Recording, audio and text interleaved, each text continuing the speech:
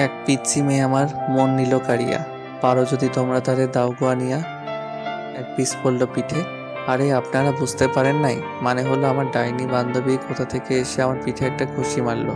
আমি আমার বান্ধবীকে না দেখে বললাম, ওই কোন শালারে আমাকে পিছন থেকে ঘুষি মারলো। এই কথা বলতেই আরেক পিস পড়লো। তখন আমার ডাইনি বান্ধবী আমার সামনে এসে বলল, কাইল্লা রসিল্লা, আমি মারছি তোরে খুশি। এখন দেখি আমাকে কিছু কর। তোর মতো ডাইনিকে মেরে আমার হাত নষ্ট করতে চাই না। তোর গা থেকে এমনিতেই দুর্গন্ধ আসছে। কি বললি হারামি? আমার গা থেকে দুর্গন্ধ আসছে? তুই জানিস আমি সকালবেলা ডেটল সাবান দিয়ে গোসল করে এসেছি। এই তুই সকালবেলা গোসল করে আসিস কেন? রাতে কি বিছানায় হিসু করিস নাকি? রাসিল্লা, আমি তোকে আজকে মেরেই ফেলবো। তুই এসব আমাকে কি বলছিস? এই বলে নিজেও আমার মাথার চুল টানতে লাগলো। আমি তার হাত শক্ত করে ধরে বললাম, সরি নিজুম, থুকু নিজুম, এই কান ধরছি, তোরে আর এমন কথা বলবো না। এবারের মতো মাফ করে দে। ঠিক আছে, আজকের জন্য তোকে মাফ করে দিলাম। এবার বল তো, কোন পিচ্চি মেয়ের প্রেমে পড়েছিস? আরে কোনো পিচ্ছি মেয়ের প্রেমে পড়ি নাই, আমি তো এমনি গানটা কপি করে গাইছি। তাই? তাহলে এবার বল, আজকে সকালে কলেজে আসার সময় আমাকে ফোন করিস নাই কেন? আসলে রাইসার স্কুলে দেরি হয়ে গেছে, তাই ওরে দ্রুত বাইক দিয়ে স্কুলে দিয়ে আসলাম। এই কারণে তোকে ফোন দিতে পারি নাই, সরি দোস্ত। ঠিক আছে, এবার চল, ক্লাসের সময় হয়ে গেছে। আমিও আর বসে না থেকে দুজনে ক্লাসের দিকে যেতে লাগলাম। ক্লাসে যেতে যেতে আপনাদের পরিচয়টা দিয়ে দিই। আমি আপনাদের সুনামধন্য সেই পুরনো রোমান্টিক গল্প লেখক কাইল্লা রাসেল্লা, সরি প্রবাসী রাসেল। আমার পরিবারের সদস্য 4 জন, বাবা মা এবং আমার ছোট আদরের কলিজার বোন রাইসা আর আমি। আমাদের নিজস্ব ব্যবসা প্রতিষ্ঠান আছে, আব্বু ওগুলো দেখাশোনা করে, আম্মু বাসায় থাকে। আমি ইন্টার ফাইনাল ইয়ারে পড়ি, আর আমার ছোট বোন রাইসা এবার ক্লাস 5-এ পড়ে। আর ওই যে আমার একটা ডাইনি বান্ধবী আছে না নিঝুম, ওর সাথে কলেজে ওঠার পর থেকে পরিচয়। নিঝুমের বাবা আমাদের অফিসের ম্যানেজার হিসেবে কাজ করেন। আর কিছু জানতে হবে না, গল্পের সাথেই থাকুন, সব কিছু জানতে পারবেন। দুজনে একসাথে ক্লাসে চলে গেলাম। নিঝুম গিয়ে তার বান্ধবীদের সাথে বসলো, আর আমি আমার বন্ধুদের সাথে বসলাম। কিছুক্ষণ পর স্যার ক্লাসে ঢুকলো। ক্লাসের সকল ছাত্রছাত্রী দাঁড়িয়ে সালাম দিল। স্যার চেয়ারে বসে সবাইকে বসতে বলল। তো যাই হোক, সব ক্লাস শেষ করে বাহিরে আসলাম। তখন আমার বন্ধু রিফাত এসে বলল, রাসেল, তোর সাথে আমার পার্সোনাল কিছু কথা আছে। কি কথা? তাড়াতাড়ি বলো। রাইসাকে স্কুল থেকে নিয়ে বাসায় যেতে হবে। আসলে আমার নিজুমের বান্ধবী রিয়াকে অনেক ভালো লাগে। তুই একটু ওকে বলে তার বান্ধবীর সাথে আমার লাইনটা করিয়ে দে না। ও তাহলে এই কথা? এই কারণে তো বলি, তুমি বারবার মেয়েদের দিকে তাকিয়ে থাকো কেন? তার মানে রিয়ার দিকে তাকিয়ে থাকো। ঠিকই বলেছিস, রিয়াকে প্রথম দেখায় ভালোবেসে ফেলছি। প্লিজ বন্ধু, তুই আমার আর রিয়ার লাইনটা করে দে। লাইন করে দিলে আমি কি পাবো সেটা আগে বলো। তুই যা চাস তাই পাবি। লাইন করিয়ে দিলে সবাইকে বড় রেস্টুরেন্টে খাওয়াতে হবে এবং সব বিল তোমাকে দিতে হবে। ঠিক আছে, আমি রাজি। ওকে, মনে থাকে যেন। আর এটাও মনে রাখিস, তোর লাইন ক্লিয়ার হয়ে গেছে। এখন বাসায় গিয়ে নাকে তেল দিয়ে ঘুমিয়ে পড়ো। রিফাত ঠিক আছে বলে চলে গেল। কিছুক্ষণ পর নিঝুম আসলো। তখনও আমাকে বলল, কিরে, রিফাতের সাথে দাঁড়িয়ে কি কথা বলছিস? প্রেমে পড়েছে মন, প্রেমে পড়েছে। আমার বন্ধু রিফাত একটা মেয়ের প্রেমে পড়েছে। তাই নাকি? তা মেয়েটা কে? মেয়েটার কেউ নয়, তোর বান্ধবী রিয়া। কি বলছিস তুই? তাই নাকি? তাহলে তো লাইন পুরো ক্লিয়ার। ওই ডাইনি লাইন ক্লিয়ার মানে? আমি তো তোর কথা কিছুই বুঝতে পারছি না, একটু বুঝিয়ে বল। তুই যে সময় রিফাতের সাথে কথা বলছিস, তখন রিয়া আমাকে দাঁড় করিয়ে বলছে সেও নাকি রিফাতকে পছন্দ করে ফেলছে। আমাকে বলছে তোর সাথে কথা বলে ওদের লাইনটা করে দিতে। তাহলে তো হয়ে গেল। কালকে তাহলে 5 স্টার হোটেলে খানা হবে। হয়েছে, এখন তাড়াতাড়ি চল। তুই না আবার রাইসাকে স্কুল থেকে বাসায় নিয়ে যাবি?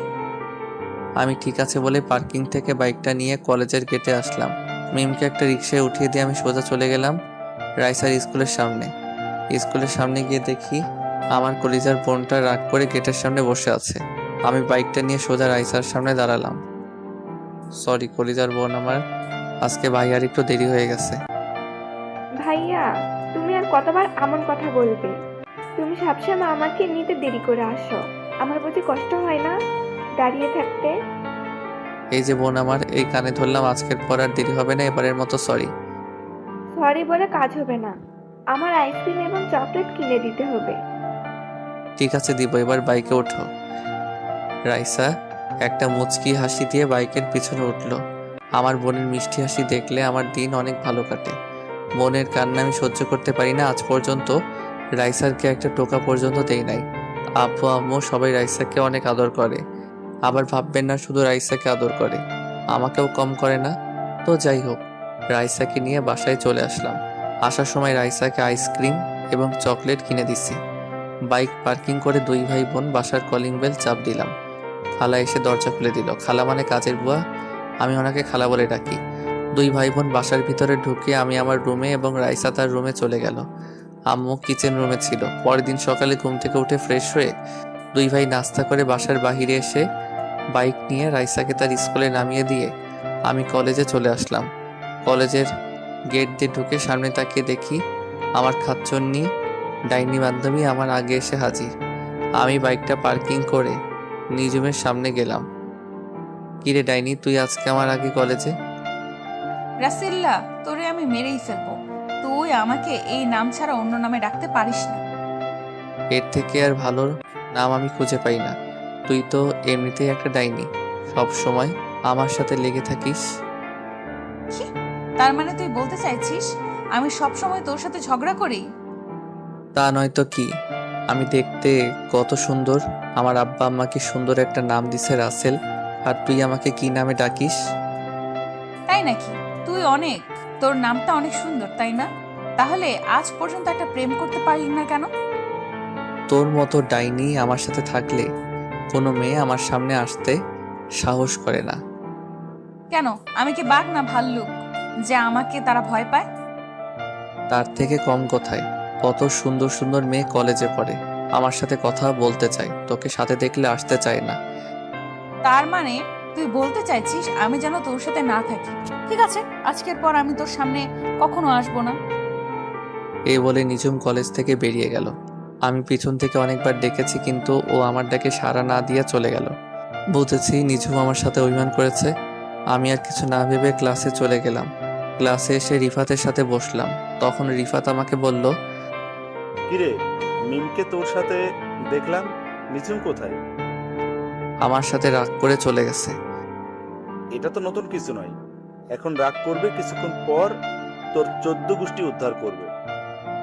সেটা আমি ভালোই করে জানি, তবে আজকে একটু বেশি রেগে গেছে। মনে হয় না তাদের বাড়িতে না যাওয়া পর্যন্ত রাগ থামাতে পারবো। আচ্ছা, ওটা বাদ দে, এখন বল আমার বিষয়ে কতটুকু আগালি? তোর লাইন মনে কর ক্লিয়ার। কলেজ শেষে 5 স্টার হোটেলে নিয়ে যাস, তাহলে শোন। তারপর গতকালের সবকিছু রিফাতকে খুলে বললাম।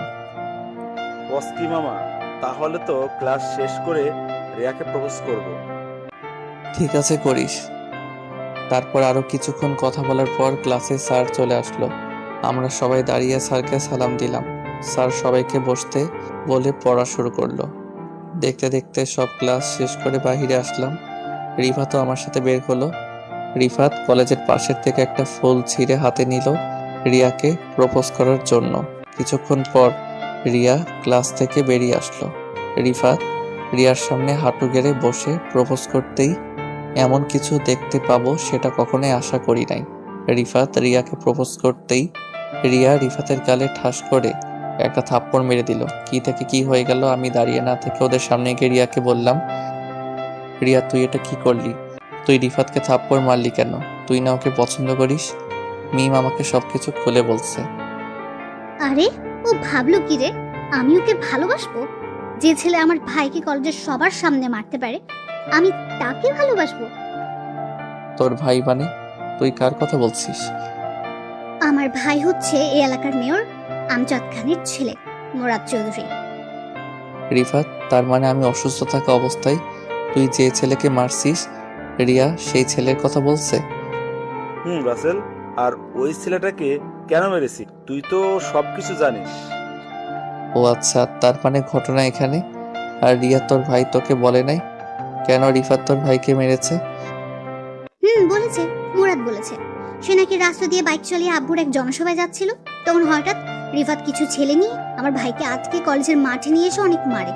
এই জন্য আমি এই কলেজে নতুন ভর্তি হই, আমার ভাইয়ের প্রতিশোধ নিতে। এবার রিয়া আমার কথা শোন, তোর ভাই কি করেছে জানিস? রিফাতের বোন পায়েলকে প্রতিদিন কলেজ যাওয়া আসার সময় ডিস্টার্ব করতো, তাই রিফাত ওকে মারলো। তোর মাথা ঠিক আছে? আমার ভাই প্রতিদিন ওর বোনকে কিভাবে ডিস্টার্ব করলো? আমার ভাই যেদিন মার খেয়েছে ওই দিনই কানাডা থেকে দেশে এসেছে। এসেও আব্বুর সাথে দেখা করতে যাচ্ছিল। আমরা দুই ভাই বোন জমজ হয়েছি। মুরাদ কানাডা পড়াশোনা করেছে, আর আমি দেশে করতাম। কি বলছিস তুই? তাহলে মনে হয় এখানে মিস্টেক হয়ে গেছে, তুই ওকে মাফ করে দে। না, আমি ওকে কখনো মাফ করব না। এই বলে রিয়া চলে গেল। বেচারা রিফাত চেহারা মন মরা করে দাঁড়িয়ে আছে। তখন আমি বললাম, চিন্তা করিস না, রিয়ার মনে তোর জন্য একটু ভালোবাসা থাকে, তাহলে দেখবি রিয়া ঠিকই তোর কাছে ফিরে আসবে। এখন বাসায় চলে যা। রিফাত কিছু না বলে চলে গেল। হঠাৎ আমার মনে পড়লো, রাইসাকে তো স্কুল থেকে নিতে হবে, স্কুল তো ছুটি হয়েছে, প্রায় 1 ঘন্টার উপরে হয়েছে। আল্লাহ জানে আমার কপালে কি আছে। আমিও দাঁড়িয়ে না থেকে বাইক নিয়ে সোজা রাইসার স্কুলের সামনে চলে আসলাম, কিন্তু স্কুলের সামনে এসে দেখি রাইসা নেই। তখন আমি স্কুলের দারোয়ান চাচাকে বললাম, চাচা আমার বোন রাইসা কোথায়? ওকে তো দেখছি না। রাইসা মামুনিকে গেটের সামনে দাঁড়িয়ে থাকতে দেখলাম, এখন কোথায় গেছে বলতে পারবো না। আমি একটু আগে গেট রেখে দোকানে গিয়েছি, এসে দেখি রাইসা নেই। আমি তো মনে করছি তুমি এসে নিয়ে গেছো। চাচা আমি তো মাত্র আসলাম, কলেজে একটা কাজে দেরি হয়ে গেছে। তাহলে তুমি বাসায় একটা কল দিয়ে দেখো, হয়তো তোমার পরিচিত কেউ নিয়ে গেছে। আমি চাচার কথা মতো বাসায় আম্মুকে ফোন দিলাম। আম্মু ফোন ধরার পর আমি বললাম, আম্মু রাইসা কি বাসায় গেছে? রাইসাকে তো সেই কখন তোর আব্বু বাসায় নিয়ে এসেছে। অফিস থেকে তোর বাসায় একটা কাজের জন্য আসছিল, তখন রাইসার স্কুলের সামনে থেকে তোর আব্বু রাইসাকে নিয়ে আসে। ওহ আসলে আম্মু আমি কলেজে একটা কাজে আটকে গেছি, তাই দেরি হয়ে গেছে। ঠিক আছে, সমস্যা নেই, তুই এখন তাড়াতাড়ি বাসায় আয়। আম্মু আমি বাসায় আসতে একটু লেট হবে, কারণ নিজুম ডাইনি আজকে আমার সাথে রাগ করেছে। আগে ওর রাগটা কমিয়ে আসি। তোরা দুইটা কি ভালো হবে না? সব সময় টম অ্যান্ড জেরির মতো লেগে থাকিস কেন? আচ্ছা ঠিক আছে, তোমার সাথে বাসায় আসলে কথা বলবো, এখন রাখি। এ বলে ফোন কেটে দিয়ে বাইক চালিয়ে সোজা নিজমের বাসার সামনে চলে আসলাম। কিন্তু বাসার সামনে এসে আমি পুরো থ হয়ে গেলাম। নিজমের বাসার সামনে এসে দেখি তাদের বাসায় তালা দেওয়া। আমি পকেট থেকে মোবাইল বের করে নিজমের মোবাইলে ফোন দিলাম, কিন্তু অবাক করার ব্যাপার হলো নিজমের মোবাইল বন্ধ বলছে। আমি অনেকবার নিজমের মোবাইলে ফোন দিলাম, কিন্তু বারবার বন্ধ বলছে। মনটা পুরো খারাপ হয়ে গেল। আমি আর দাঁড়িয়ে না থেকে বাসায় চলে আসলাম। এভাবে দেখতে দেখতে 1 মাস চলে গেল, কিন্তু নিজুমের কোনো খবর পেলাম না। আব্বুকেও জিজ্ঞেস করছিলাম, আব্বু বলল নিজুমের বাবার অনেক বয়স হয়েছে তো, তাই চাকরির রিজাইন দিয়ে চলে গেছে, কিন্তু কোথায় গেছে সেটাও বলতে পারবে না। আমি নিজুমের সাথে কাটানোর সময়গুলো চিন্তা করি সব সময়। আগের মতো বাহিরে বন্ধুদের সাথে আড্ডা দেই, রাতে সবাই মিলে খাবার খাচ্ছি। তখন আব্বু বলল, কিরে রাসেল, তোর কি হয়েছে? সব সময় কেমন যেন মন মরা হয়ে থাকিস, নিজমের কথা ভাবছিস? জি আব্বু, আমার নিজমের সাথে কাটানোর সময়গুলো ভুলতে পারছি না। আমি বলি কি, তুই কোথাও গিয়ে ঘুরে আয়, দেখবি মন ভালো হয়ে যাবে। না আব্বু, আমি কোথাও ঘুরতে যাব না, আমি দেশের বাইরে পড়ালেখা শেষ করতে চাই। না, আমি তোকে দেশের বাইরে যেতে দিব না। তোকে ছাড়া এই বাসা পুরো খালি খালি লাগে। আম্মু প্লিজ, তুমি না করো না, কয়েকটা বছর মাত্র, প্লিজ আম্মু। তোকে ছাড়া আমরা কিভাবে থাকবো? রাসেলের আব্বু, তুমি কিছু বলছো না কেন? আমি কি বলবো, আজ পর্যন্ত রাসেলের কোনো কথা মানা করি নাই। ও যদি মনে করে দেশের বাইরে গিয়ে পড়বে, ওর জন্য ভালো হবে, তাহলে যাক। ভাইয়া, তুমি আমাদের ছেড়ে যেও না। তুমি চলে গেলে আমাকে স্কুলে প্রতিদিন কে দিয়ে আসবে? রাইসা বোন আমার, রাগ করিস না, আমি ছুটি পেলে চলে আসবো। আব্বু তুমি সব কিছু ব্যবস্থা করো। তাহলে তুই কানাডা আমার এক বন্ধু আছে, ওদের ওখানে চলে যা, আমি আকরামকে সব কিছু বলে রাখবো। আমি ঠিক আছে বলে রুমে চলে আসলাম। আকরাম হচ্ছে আব্বুর ছোটকালের বন্ধু। দেখতে দেখতে আমি এখন বিমানের ভিতরে বসে আছি। আব্বু 15 দিনের ভিতরে সব কিছু ঠিক করে ফেলছে। আসার সময় আম্মু এবং রাইসা অনেক কান্নাকাটি করছে। তাদের কোনো রকম বুঝিয়ে চলে আসলাম। সকাল 10টায় বিমানে উঠলাম। বিকাল 5টায় কানাডা চলে আসলাম। দেখতে দেখতে 5টা বছর চলে গেল। বেশি বড় করলাম না, গল্পের মূল কাহিনীতে আসতে হবে তাই। 5 বছরে আমি ইন্টার শেষ করে আব্বু কানাডা আকরাম আঙ্কেলের সাথে যে ব্যবসা করত সেটার দেখাশোনা করছি। এবার ভাবছি নিজের মাতৃভূমিতে চলে যাব। তবে কানাডা এসে অনেক বন্ধু বান্ধব হয়েছে আমার। রাতে আঙ্কেল আন্টিকে বলছি আমি কালকে বাংলাদেশে যাব। তারা মনটা খারাপ করে বলল ঠিক আছে যেও। মন খারাপ করার কথা, 5টা বছর তাদের এখানে ছিলাম, মন তো খারাপ হবেই। তো যাই হোক, 2 দিন পর সবার কাছ থেকে বিদায় নিয়ে এয়ারপোর্টে চলে আসলাম।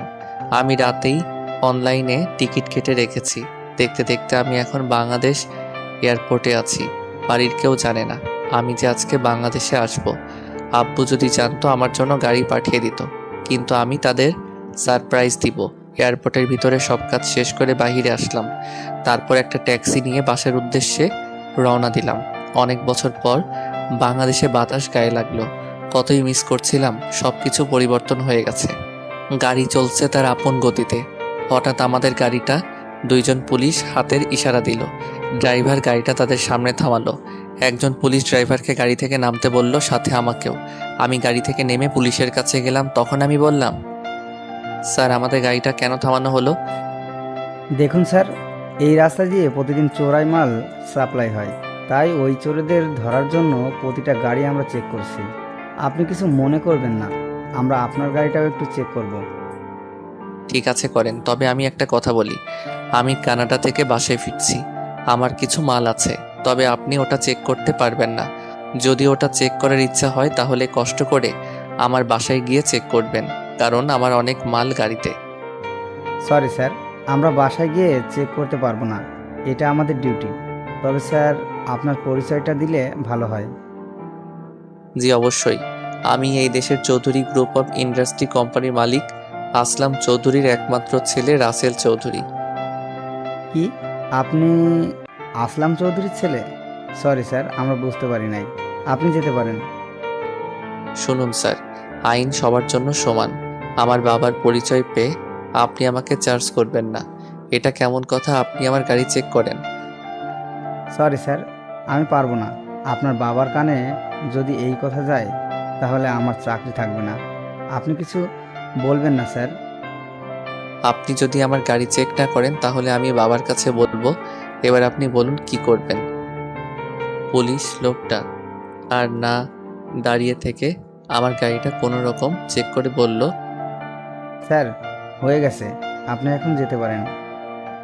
হঠাৎ আমার পিছন থেকে মেইলি কণ্ঠে একটা মেয়ে বলল, কি হয়েছে আনোয়ার চাচা? আমি দূর থেকে এতক্ষণ তাকিয়ে দেখলাম আপনি এই লোকটার সাথে অনেকক্ষণ দাঁড়িয়ে কথা বলছেন এবং কোনো রকম গাড়িটা চেক করছেন। সমস্যা কি আমাকে বলুন।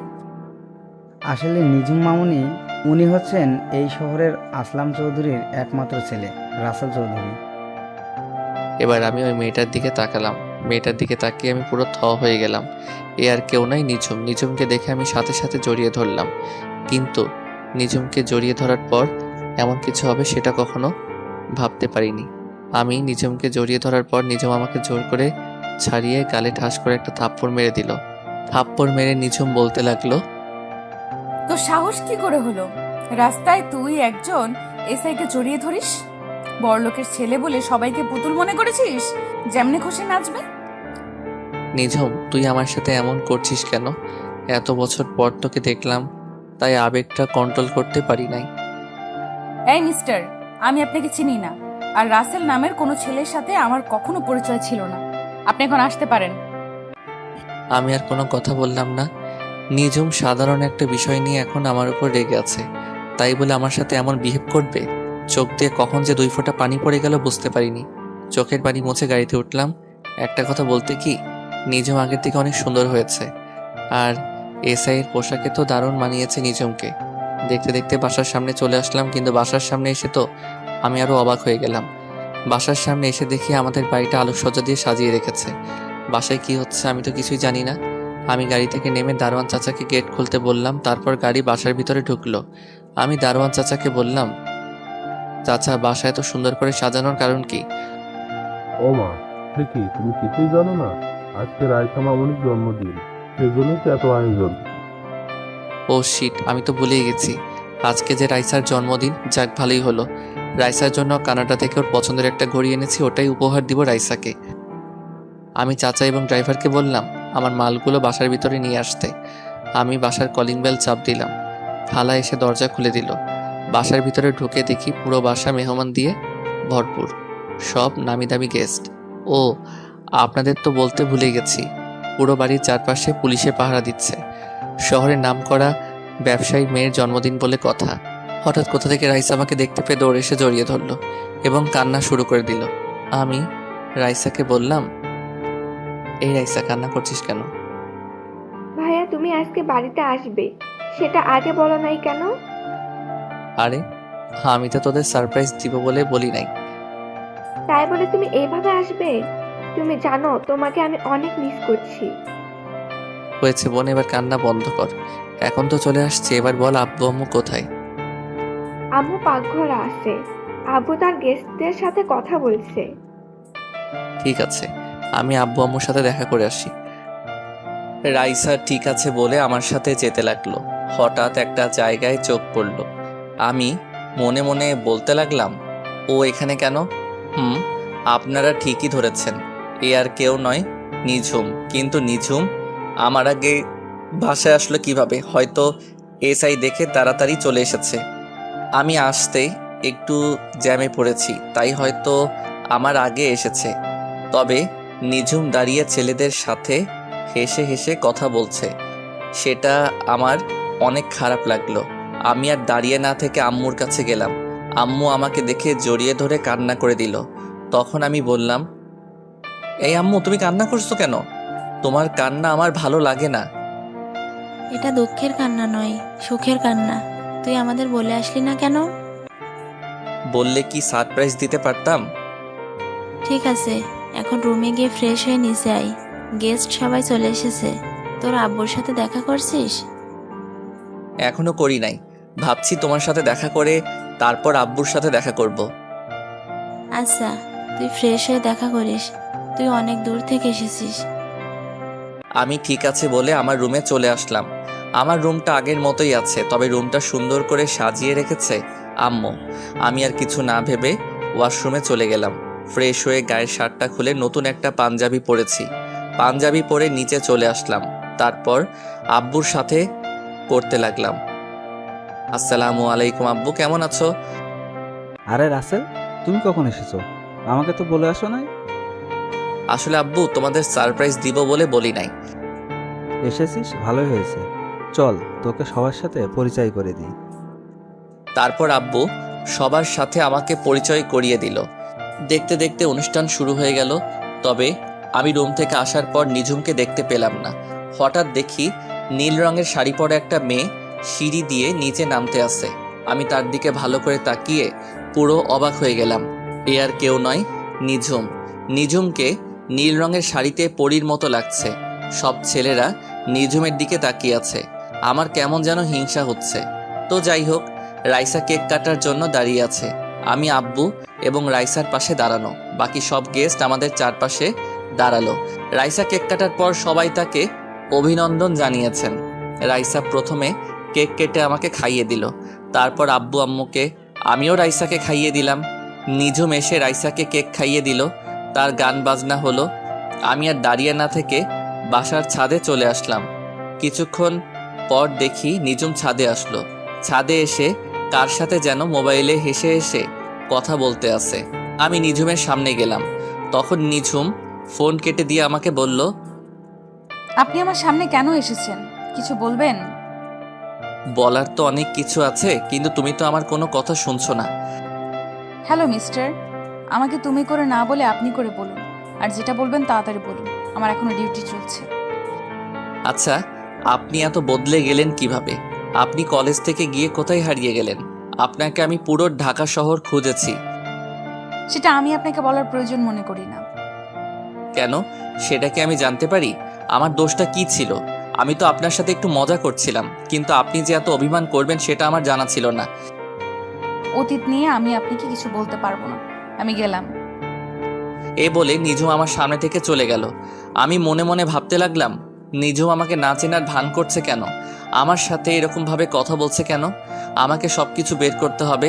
আমি ছাদে আর দাঁড়িয়ে না থেকে নিচে চলে আসলাম। বাসায় সব গেস্ট চলে গেছে। রাতে সবাই একসাথে বসে খাবার টেবিলে গেলাম খাবার খেতে। হঠাৎ দেখি নিঝুম সিঁড়ি দিয়ে নেমে আমাদের সাথে বসলো। আমি তো কিছুই বুঝতে পারছি না। তখন আমি আম্মুকে বললাম, আম্মু, এসআই ম্যাম দেখে আমাদের সাথে খেতে বসেছে, কারণ কি? ওহ, তোকে তো বলাই হয়নি। নিজুমের এই দুনিয়ায় আপন বলতে কেউ নেই। নিজুমের আব্বু আম্মু দুজনে মারা গেছেন, তাই নিজুমকে তোর আব্বু আমাদের বাসায় নিয়ে এসেছে। ওনার আব্বু আম্মু কিভাবে মারা গেছে, আর উনি কতদিন ধরে আমাদের বাসায় থাকেন? নিজুম তো প্রায় আজ 4 বছর ধরে আমাদের সাথে থাকে। কি? তাহলে তোমরা আমাকে বলো নাই কেন কোনোদিন? আমাদের কি দোষ? নিজুম তো বলতে মানা করেছে। হয়েছে, এবার কথা বলা বন্ধ করো, রাত অনেক হয়েছে, খাবার খেয়ে ঘুমাতে হবে। কেউ আর কোনো কথা বলল না। সবাই খাবার খেতে লাগলো। ও, আপনাদের তো বলতে ভুলে গেছি, আমি রাইসার ঘড়িটা দিয়ে দিছি। খাবার খেয়ে রুমে চলে আসলাম। রুমে এসে মোবাইলটা হাতে নিয়ে আমি তো অবাক হয়ে গেলাম। দেখি মায়াজাল আইডি থেকে আমার মোবাইলে অনেকগুলো মেসেজ এসেছে। মায়াজাল আইডিটা আমার এক মেয়ে বন্ধুর, ওর সাথে কানাডা থাকতে পরিচয়, তবে এখনও আমি বন্ধুটাকে দেখি নাই। সে বলেছে যেদিন সামনাসামনি দেখা হবে সেদিন মন ভরে দেখার জন্য। আমিও কখনো তাকে জোর করি নাই। তো যাই হোক, আমি ওকে একটা মেসেজ দিলাম। সরি, মোবাইল আমার সাথে ছিল না, তাই তোমার মেসেজের রিপ্লাই দিতে পারি নাই। সমস্যা নেই, তো কি করো তুমি? এই তো খাবার খেয়ে রুমে আসলাম। আজকে আমার ছোট বোন রাইসার জন্মদিন গেছে। কি, তুমি দেশে এসেছো? আমাকে একটু বললে না? সরি, আমি কাউকে জানাই নাই। সবাইকে সারপ্রাইজ দিতে গিয়ে নিজেই সারপ্রাইজড হয়ে গেলাম। বাসায় এসে শুনি রাইসার জন্মদিন আজকে। আমি নিজেই ভুলে গেছি রাইসার জন্মদিনের কথা। ঠিক আছে, এবারের মতো মাফ করে দিলাম। তা তোমার নিজমের কোনো খোঁজ পেলে? আসলে আমি সব কিছু ওর সাথে শেয়ার করছি। তখন আমি বললাম, খোঁজ পেয়েছি, তবে আগের নিঝুম আর এখনকার নিঝুমের মধ্যে অনেক পার্থক্য। কি বলছো তুমি? কেন হয়েছে আমাকে একটু খুলে বলো।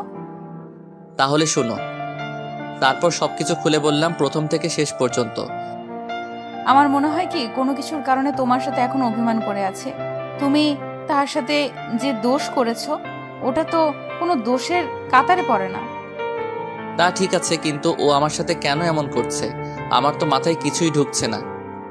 চিন্তা করো না, তুমি তার সাথে লেগে থাকো, দেখবে সবকিছু ঠিক হয়ে যাবে। ঠিক আছে, তোমার কথা যেন সত্যি হয়। ভালো থেকো, আল্লাহ হাফেজ। এটা বলে আমি নেট বন্ধ করে শুয়ে গেলাম। পরের দিন সকালে রাইসা এসে ডাকতে শুরু করলো। তখন আমি রাইসাকে বললাম, কি রে রাইসা, এত সকাল সকাল ডাকছিস কেন? আব্বু তোমাকে ডাকছে। নিজুম আপুর গাড়ি নষ্ট হয়ে গেছে, তাই আব্বু বলছে তুমি নিজুম আপুকে থানায় দিয়ে আসতে। ঠিক আছে, তুই যা, ভাইয়া ফ্রি হয়ে আসতে আসি। রাইসা ঠিক আছে বলে রুম থেকে বেরিয়ে গেল। আমিও বিছানা থেকে উঠে ওয়াশরুমে ঢুকে ফ্রেশ হয়ে নিচে চলে আসলাম। নিচে এসে দেখি নিঝুম পুলিশের ড্রেস পরে দাঁড়িয়ে আছে। আমি নিঝুমকে বললাম, আপনি নাস্তা করছেন? যদি করে থাকেন তাহলে বাইরে গিয়ে দাঁড়ান, আমি হালকা নাস্তা করে আসছি। আমি নাস্তা করেছি, আপনি নাস্তা করে আসুন, আমি বাহিরে দাঁড়ালাম। এ বলে নিঝুম চলে গেল। তখন আমি আব্বুকে জিজ্ঞেস করলাম, আচ্ছা আব্বু, নিঝুম পুলিশের চাকরি কবে থেকে করে? এমনি তো আমি জানতাম ওর পুলিশে চাকরি করার অনেক শখ ছিল। তোকে পরে এক সময় বলবো, মেয়েটা বাইরে দাঁড়িয়ে আছে। আমি ঠিক আছে বলে হালকা নাস্তা করে বাইরে আসলাম। তারপর আমার বাইকটা বের করলাম। দারোয়ান চাচা সবসময় বাইকটা পরিষ্কার করে রেখেছে। আমি বাইকে উঠে বসলাম। নিঝুম এসে আমার বাইকের পিছনে বসলো। নিঝুমের শরীর আমার পিঠের সাথে লাগার সাথে সাথে শরীর দিয়ে কারেন্ট বয়ে গেল। আজ প্রায় 5 বছর পর নিঝুম আমার বাইকের পিছনে বসলো। অন্যরকম একটা অনুভূতি কাজ করতে লাগলো। তো যাই হোক, আমি বাইক চালাচ্ছি, হঠাৎ নিঝুম বলল, বাইকটা একটু ওই পার্কের সামনে রাখেন তো, আপনার সাথে আমার কিছু কথা আছে। আমার সাথে কি কথা আছে যেটা বাইক থামিয়ে শুনতে হবে? সেটা আপনি বাইক থামানোর পর শুনতে পারবেন। আপনাকে যেটা বলছি সেটা করেন। আমি বাইক পার্কিং করে নিজুমের সাথে পার্কের ভিতরে গেলাম, কিন্তু পার্কের ভিতরে যাওয়ার পর আমার সাথে এমন কিছু হবে সেটা আমি কখনো ভাবিনি। পার্কের ভিতরে যাওয়ার পর নিজুম আমাকে জড়িয়ে ধরে ঠোঁটের সাথে ঠোঁট লাগিয়ে কিস করতে লাগলো। এমনভাবে কিস করতে লাগলো মনে হয় অনেক দিন জমিয়ে রেখেছে। আমি অনেক কষ্টে নিজুমকে ছাড়িয়ে বললাম, কি ব্যাপার, আপনি আমাকে এভাবে কিস করলেন কেন? কিস করেছি, বেশ করেছি। কুত্তা বিলাই হনুমান, আমাকে এত বছর কষ্ট দিলি কেন? শুনুন, আমি বুঝতে পারি নাই আপনি যে আমার কথায় রেগে যাবেন। আমি তো শুধু মজা করছিলাম। ওই রাসিল্লার বাচ্চা, তুই আমাকে আপনি করে বলছিস কেন? আপনি একজন এসআই, আপনাকে তো সম্মান দিয়ে কথা বলতে হবে, তা না হলে তো থাপ্পড় মারবেন। আসলে ওই দিন রাস্তায় মানুষের সামনে জড়িয়ে ধরেছিস তো, তাই নিজেকে কন্ট্রোল করতে পারি নাই। ওই দিন না হয় নিজেকে কন্ট্রোল করতে পারেন নাই, তাহলে আজকে পার্কে এত মানুষের সামনে জড়িয়ে ধরে কিস করলেন কেন? আসলে তোকে সামনে দেখলে কেমন যেন জড়িয়ে ধরতে ইচ্ছে করে, তাই আজকে পার্কে জড়িয়ে ধরলাম। জড়িয়ে ধরলেন ভালো কথা, তাহলে আমাকে কিস করলেন কেন? ভালোবাসার মানুষকে কিস করতেই পারি, এটা স্বাভাবিক। ভালোবাসার মানুষ মানে আপনি কি বলছেন? মাথা ঠিক আছে আপনার? আমি একজন এসআই, আমার মাথা সবসময় ঠিক থাকে। কিন্তু আমি তো কখনো আপনাকে ভালোবাসি নাই। ভালোবাসিস নাই, এখন থেকে ভালোবাসতে শুরু কর, আর তোর এই আপনি বলা বন্ধ কর। সরি নিজুম ম্যাম, আপনি একজন এসআই, আমি আপনাকে ভালোবাসতে পারবো না, কারণ অন্য আরেকজনকে ভালোবাসি। ও সরি, আমি বুঝতে পারি নাই, তুমি আমাকে মাফ করে দিও। ঠিক আছে, তবে এরকম ভুল আর যেন না করেন।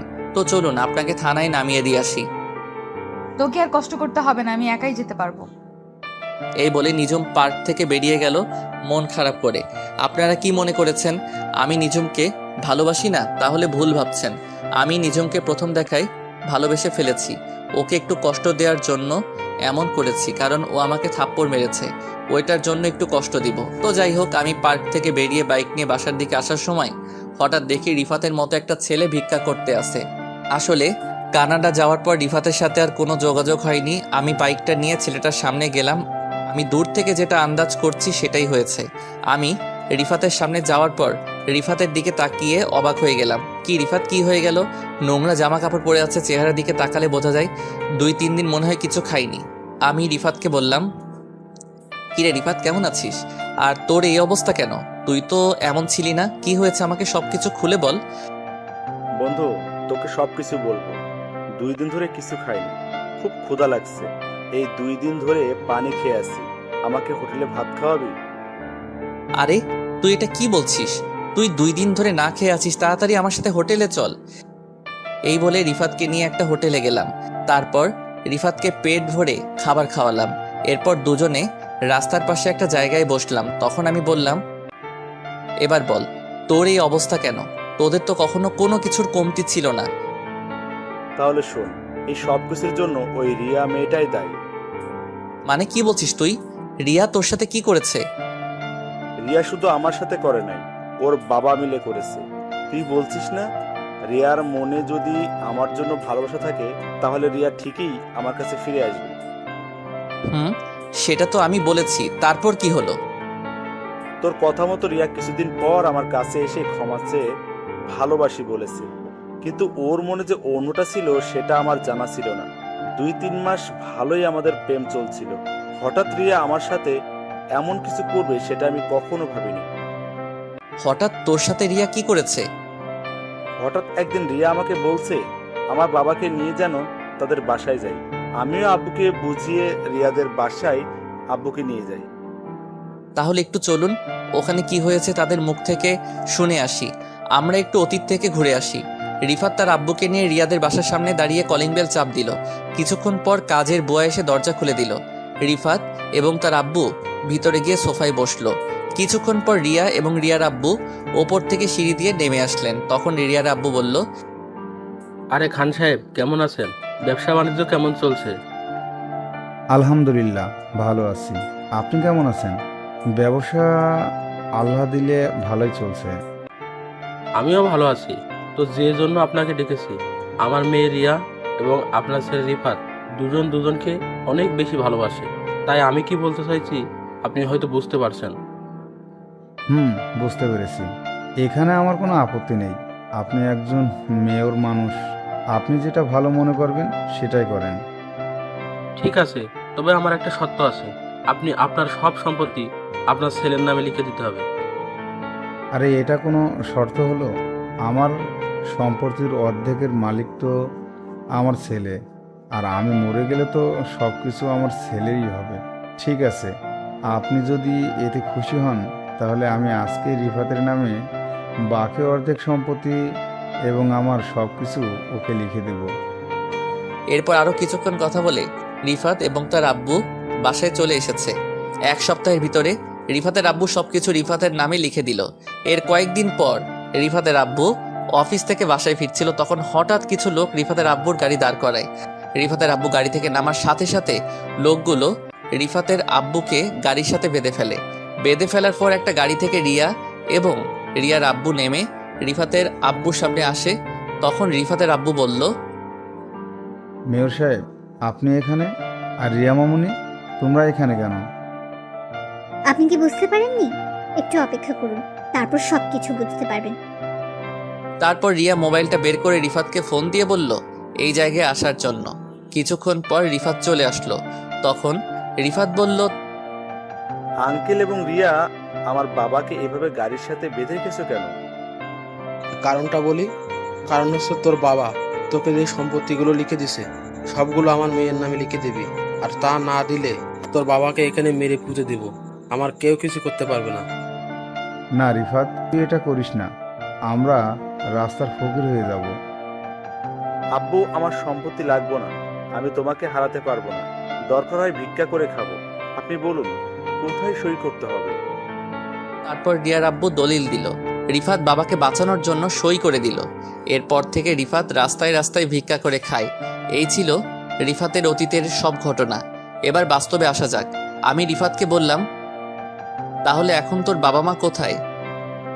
আব্বু আম্মুকে নিয়ে এখন একটা বস্তিতে থাকি। আম্মু অসুস্থ হয়ে পড়ে আছে। আব্বু আমার মতো মানুষের কাছে ভিক্ষা করে। কি বলবো, বলার ভাষা হারিয়ে ফেলেছি। মানুষ মানুষের সাথে এমনটা করতে পারে? নিজের চোখ দিয়ে পানি পড়তে লাগলো। আমি চোখের পানি মুছে রিফাতকে বললাম, ঠিক আছে, আমাকে নিয়ে তোদের বস্তিতে চল, আমি তোর মাকে দেখব। রিফাত ঠিক আছে বলে আমার বাইকের পেছনে উঠল। কিছুক্ষণ পর বস্তিতে চলে আসলাম। বস্তিতে আসার পর চারপাশে ময়লার গন্ধ। মানুষ কিভাবে থাকে এখানে? আমার 1 মিনিটে দম বন্ধ হয়ে আসছে। আর এরা বছরের পর বছর এখানে বাস করে। রিফাত আমাকে তাদের রুমে নিয়ে গেল। রুমে ঢুকে দেখি রিফাতের আম্মু একটা ছেঁড়া কাঁথা মুড়ি দিয়ে শুয়ে আছে। রুমে খাবার কিছু নেই। বাপ বেটা মিলে যা ইনকাম করে তা রিফাতের আম্মুর ঔষধে লাগে। আমি আর সহ্য করতে না পেরে রিফাতকে বললাম, রিফাত, আমি তোর কোনো কথা শুনবো না। তুই এখনই আন্টিকে কোলে নিয়ে বেরিয়ে আয়, আমি গাড়ি ঠিক করতে আসি। তোরা সবাই আজকে থেকে আমার বাসায় থাকবি, আর রিয়া আর মেয়রের ব্যবস্থা পরে করব।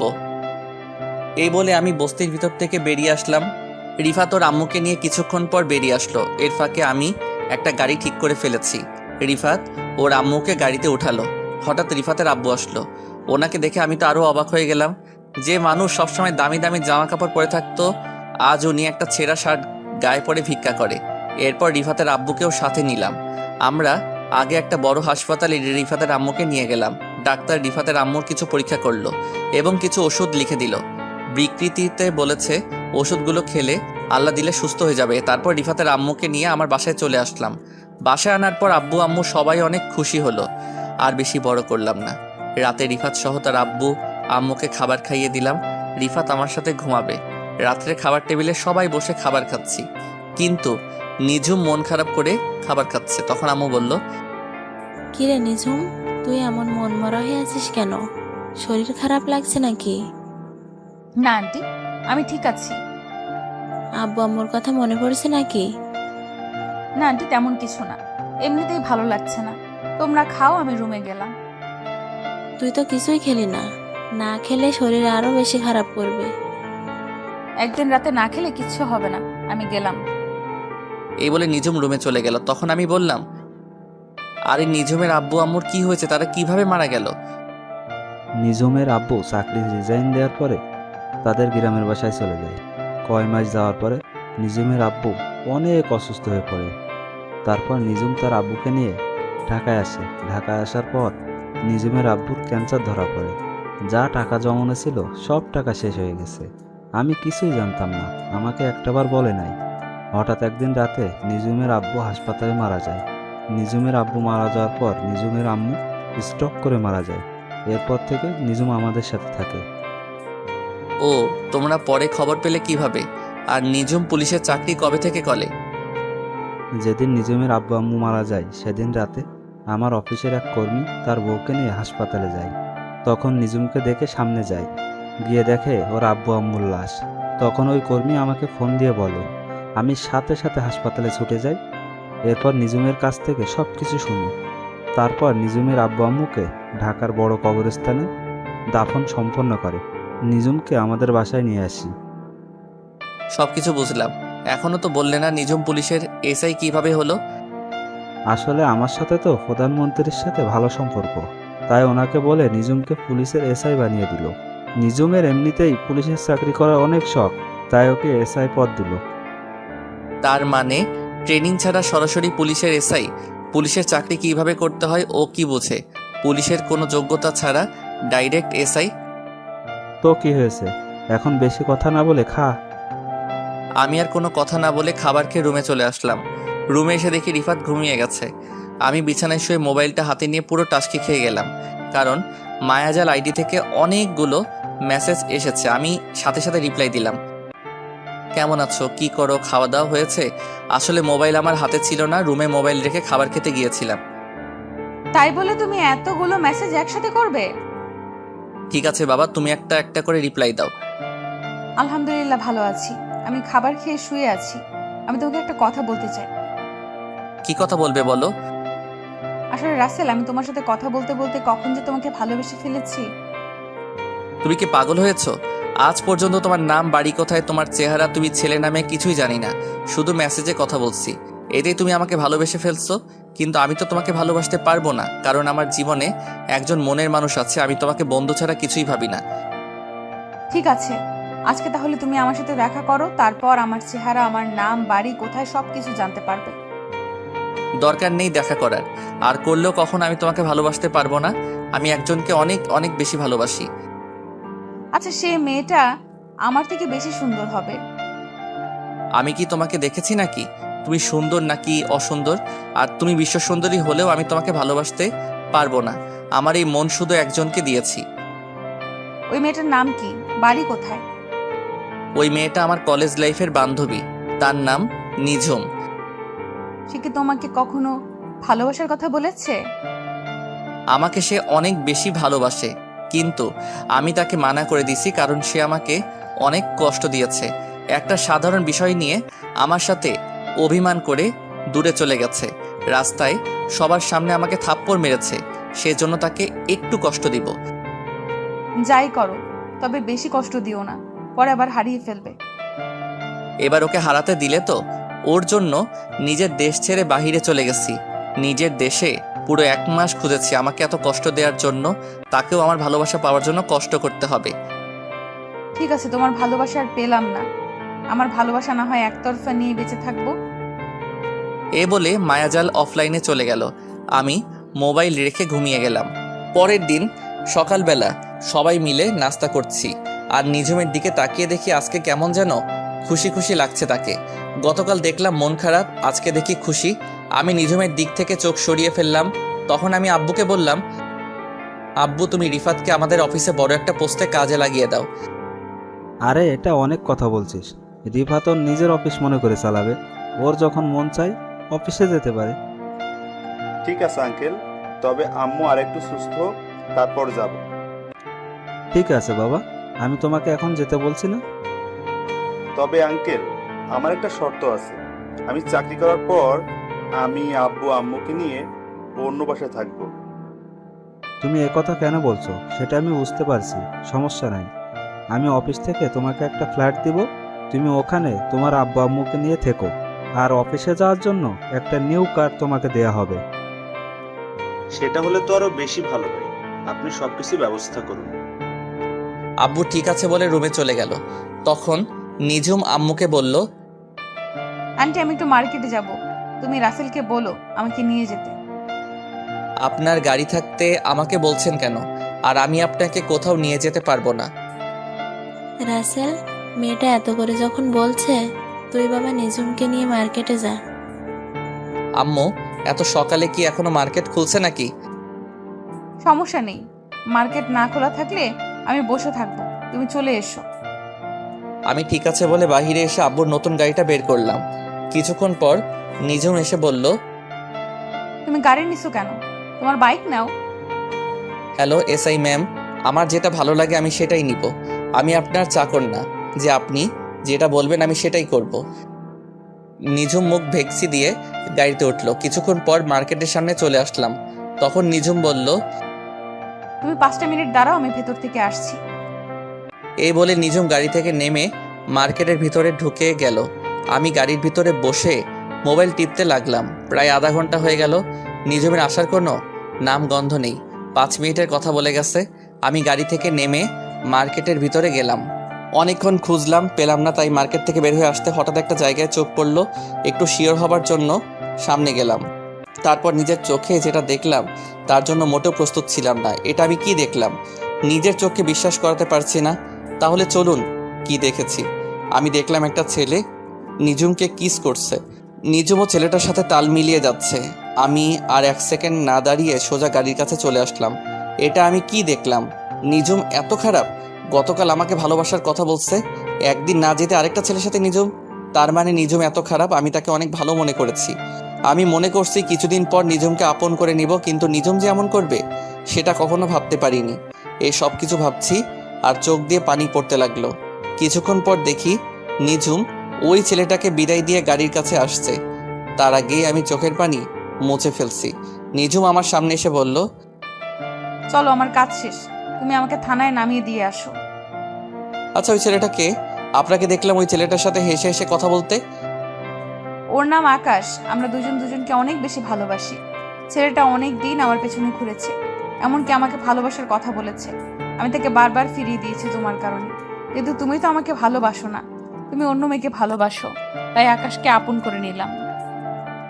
একদিন না যেতে আরেকটা ধরে ফেললেন? বাহ, ভালোই। ঠিক আছে, গাড়িতে ওঠেন, আপনাকে থানায় নামিয়ে দিয়ে আসি। এই বলে আমি গাড়িতে উঠলাম। নিজুমও গাড়িতে উঠলো। তারপর নিজুমকে নিয়ে থানায় চলে আসলাম। নিজুম গাড়ি থেকে নেমে সোজা থানার ভিতরে চলে গেল। আমি গাড়ি ঘুরিয়ে বাসায় চলে আসলাম। নিজের রুমে এসে বিছানায় শুয়ে শুয়ে অনেক সময় কান্না করছি। তার মানে আমি নিজুমকে হারিয়ে ফেলেছি।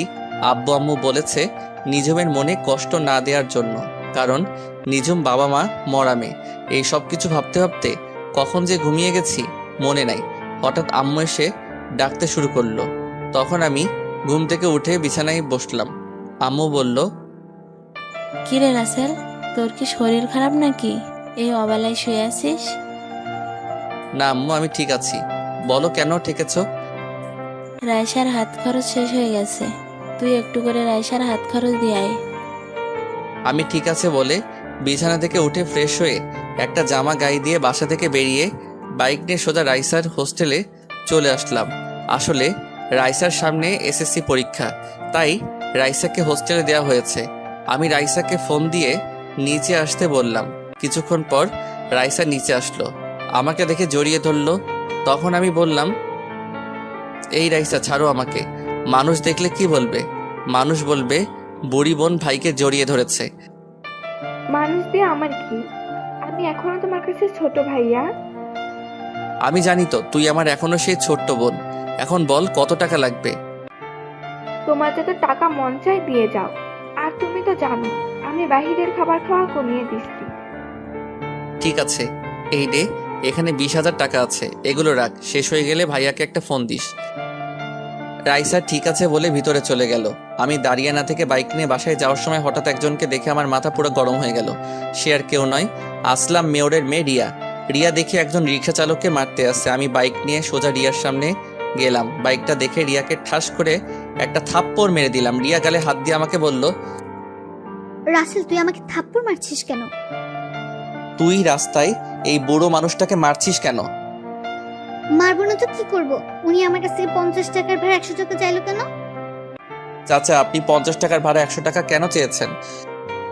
উনি মার্কেটে নিয়ে গিয়ে প্রায় 2 ঘন্টা দাঁড় করিয়ে রেখেছে, তাই আমি 50 টাকা বেশি চেয়েছি। এ কারণে মেয়েটা আমাকে মারছে। কিরে, চাচা যেটা বলছে সেটা কি সত্যি? ঠিক বলেছে। তাই বলে 50 টাকা বেশি চাইবে কেন? আমার ইচ্ছে করছে তোকে আরো কয়েকটা থাপ্পড় মারি। গরিব কি মানুষ মনে হয় না? তোর বাবার বয়সী একজন মানুষের গায়ে হাত তুলতে তোর হাতটা কাঁপলো না? না, আমার হাত কাঁপে না। এসব গরিব নোংরা মানুষদের আমি দেখতেই পারি না। দেখতে যখন পারিস না, তাহলে নোংরা মানুষের রিকশায় উঠছিস কেন? আমার গাড়িটা হঠাৎ রাস্তায় নষ্ট হয়ে যায়, তাই কোনো গাড়ি না পেয়ে ওনার রিক্সায় উঠি। তুই এখনই আমার সামনে থেকে যা, তা না হলে রাস্তায় সবার সামনে আরো কয়টা থাপ্পড় মারবো। তোর বাপ মেয়ের দেখে মানুষকে মানুষ মনে করিস না। ঠিক আছে, আমি যাচ্ছি। তবে তোর এই থাপ্পড়ের প্রতিশোধ আমি কিন্তু নিবই। আরে যা যা, পারলে আমার বালটা সোজা করে দেখাইস। তোর মতো মেয়েকে সোজা করতে আমি রাসেল একাই যথেষ্ট। রিয়া আর কিছু না বলে চলে গেল। তখন আমি চাচাকে কিছু টাকা দিয়ে বাসায় পাঠিয়ে দিলাম। রাস্তার সব মানুষ এতক্ষণ দাঁড়িয়ে দাঁড়িয়ে আমার কাহিনী দেখেছে। হয়তো তারা ভাবছে আমার মতো ছেলের এত সাহস কোথা থেকে আসলো। এলাকার মেয়রের মেয়ের গায়ে হাত তুলছি। তো যাই হোক, আমি বাইক নিয়ে সোজা বাসায় চলে আসলাম। বাসায় এসে নিজের রুমে চলে গেলাম। তারপর ফ্রেশ হয়ে খাবার খেয়ে রুমে চলে আসলাম। দেখতে দেখতে সপ্তাহখানিক চলে গেল। নিজুমের সাথে এখন আগের মতো কথা বলি না, আর নিজুমও আমার সাথে তেমন কথা বলে না, কারণ নিজুম তার আকাশকে নিয়ে সবসময় বিজি থাকে। আমি নিজেকে অনেক কন্ট্রোল করে রাখছি। রাতে বিছানায় শুয়ে শুয়ে মোবাইল টিপতে আসি। হঠাৎ নিজুম আমার রুমে আসলো। তখন নিজুম আমাকে বলল, রাসেল, তোমাকে একটা কথা বলার আছে। কি কথা বলবেন? একটু তাড়াতাড়ি বলুন, আমি একটু বাহিরে যাব। আসলে আমি আকাশকে অনেক ভালোবাসি। আকাশ বলছে আঙ্কেল আন্টির কাছে আমাদের ব্যাপারে বলতে, কিন্তু আমি ভয় বলতে পারছি না। তুমি একটু আমার হয়ে বলে দাও না। সরি, আমি পারবো না। আপনারটা আপনি বলুন। প্লিজ রাসেল, আমি আকাশকে হারাতে পারবো না। আকাশের বাসায় আকাশকে বিয়ের জন্য চাপ দিচ্ছে। আমার বুকটা ফেটে যাচ্ছে নিজুমের এমন কথা শুনে। যে মেয়ে আমাকে ভালোবাসার কথা বলে, পরের দিন আরেকটা ধরতে পারে, তাকে কিভাবে বিশ্বাস করব? তখন আমি নিজুমকে বললাম, ঠিক আছে, আমি আব্বু আম্মুকে সময় করে বলবো, আপনি এখন আসতে পারেন। নিজুম আর কোনো কথা না বলে আমার রুম থেকে বেরিয়ে গেল। নিজুমের এমন কথা শুনে মনটা খারাপ হয়ে গেল, কারণ নিজুমকে আমি অনেক ভালোবেসে ফেলেছি। কিন্তু নিজুম আর আকাশের কাহিনীটা আমার চোখের সামনে ভেসে উঠলে নিজুমের প্রতি ঘৃণা হয়। না, ওর মতো মেয়ের জন্য নিজেকে কষ্ট দিয়ে লাভ নেই। ও ওর মতো থাকুক, আমি আমার মতো চলি। তো যাই হোক, রাতে বাসা থেকে বেরিয়ে একটু বাইরে গেলাম। বাহিরের কাজটা সেরে আবার বাসায় চলে আসলাম। রাতে বিছানায় শুয়ে শুয়ে মোবাইল টিপতে আসি, হঠাৎ মায়াজাল থেকে মেসেজ আসলো। কেমন আছো রাসেল? কি করো? রাতের খাবার খেয়েছো? আলহামদুলিল্লাহ ভালো আছি, তুমি কেমন আছো? আর আমি এখনো রাতের খাবার খাইনি, আর একটু পরে খাবো। আলহামদুলিল্লাহ, আমিও ভালো আছি, তবে বেশি ভালো না। আর তোমার নিঝুমের সাথে প্রেম কেমন চলছে? নিজুম আমাকে ভালোবাসার কথা বলে এখন অন্য আরেকজনকে ভালোবাসে। কি বলছো তুমি? একটা মেয়ে একদিনে কেমন করে পাল্টে গেল? সেটা তো আমিও ভাবছি, কিন্তু তাদের দুজনকে দেখে বোঝা যাচ্ছে একজন আরেকজনকে অনেক বেশি ভালোবাসে। তাহলে তুমি নিঝুমকে তোমার ভালোবাসার কথা বলে দাও। না, আমি চাই না ওর মনে কষ্ট দিতে। সে যদি আকাশ ছেলেটাকে নিয়ে সুখে থাকে, তাহলে আমি আর ওদের ভিতরে ঢুকতে চাই না। তুমি কি পারবে নিঝুমকে ছাড়া থাকতে? তোমার কষ্ট হবে না? কষ্টকে মাটি চাপা দিয়ে রেখেছি। আচ্ছা ঠিক আছে, ভালো থেকো। আমাকে খাবার খাওয়ার জন্য ডাকছে। এই বলে অফলাইনে চলে গেলাম। আমি মায়াজালের সাথে কথা বলার ফাঁকে খালা খাবার খাওয়ার জন্য ডেকে গেছে। আমি রুম থেকে বেরিয়ে খাবার টেবিলে চলে গেলাম। সবাই মিলে একসাথে খাবার খেলাম। নিজুমকে দেখে বোঝা যাচ্ছে সে অনেক খুশি। খুশি থাকবেই না কেন? মনের মতো ভালোবাসার মানুষ পেয়েছে। আমি খাবার খেয়ে রুমে চলে আসলাম। কিছুক্ষণ পর রিফাত আমার রুমে আসলো। ও আপনাদের তো বলতে ভুলে গেছি, রিফাত এখন আব্বুর সাথে অফিসে দেখাশোনা করে। রিফাত আমার রুমে এসে বিছানায় বসে বলল, কি রে রাসেল, তোরে দেখি সবসময় চুপচাপ থাকিস, কি হয়েছে তোর? আমার আবার কি হবে, আমি তো ঠিকই আছি। রাসেল, তুই আমার কাছে কিছু লুকাইস না, কি হয়েছে আমাকে খুলে বল। ঠিক আছে, তুই যখন বলেছিস তাহলে শোন। তারপর রিফাতকে সবকিছু খুলে বললাম। এটা আমার বিশ্বাস হচ্ছে না, নিজুম এত খারাপ মেয়ে হতে পারে না। আমি নিজের চোখে তাদের দুজনকে কিস করতে দেখেছি। মাঝে মাঝে চোখের দেখা ভুল হয়। আমি তোকে একটা বুদ্ধি দেই, সেটা কাজে লাগিয়ে দেখতে পারিস। তাহলে বুঝতে পারবো নিজুম কি তোর সাথে অভিনয় করেছে নাকি আকাশকে সত্যি ভালোবাসে। দেখি শুনি তোর কি বুদ্ধি। তাহলে শোন, তুই একটা মেয়ে ভাড়া কর, তারপর ওই মেয়েটিকে নিয়ে সবসময় নিজের সামনে চলাফেরা করবি আর নিজের রিয়াকশন দেখবি। মেয়েটার সাথে এমনভাবে চলবি যেন বয়ফ্রেন্ড গার্লফ্রেন্ডের মতো লাগে, তারপর বোঝা যাবে।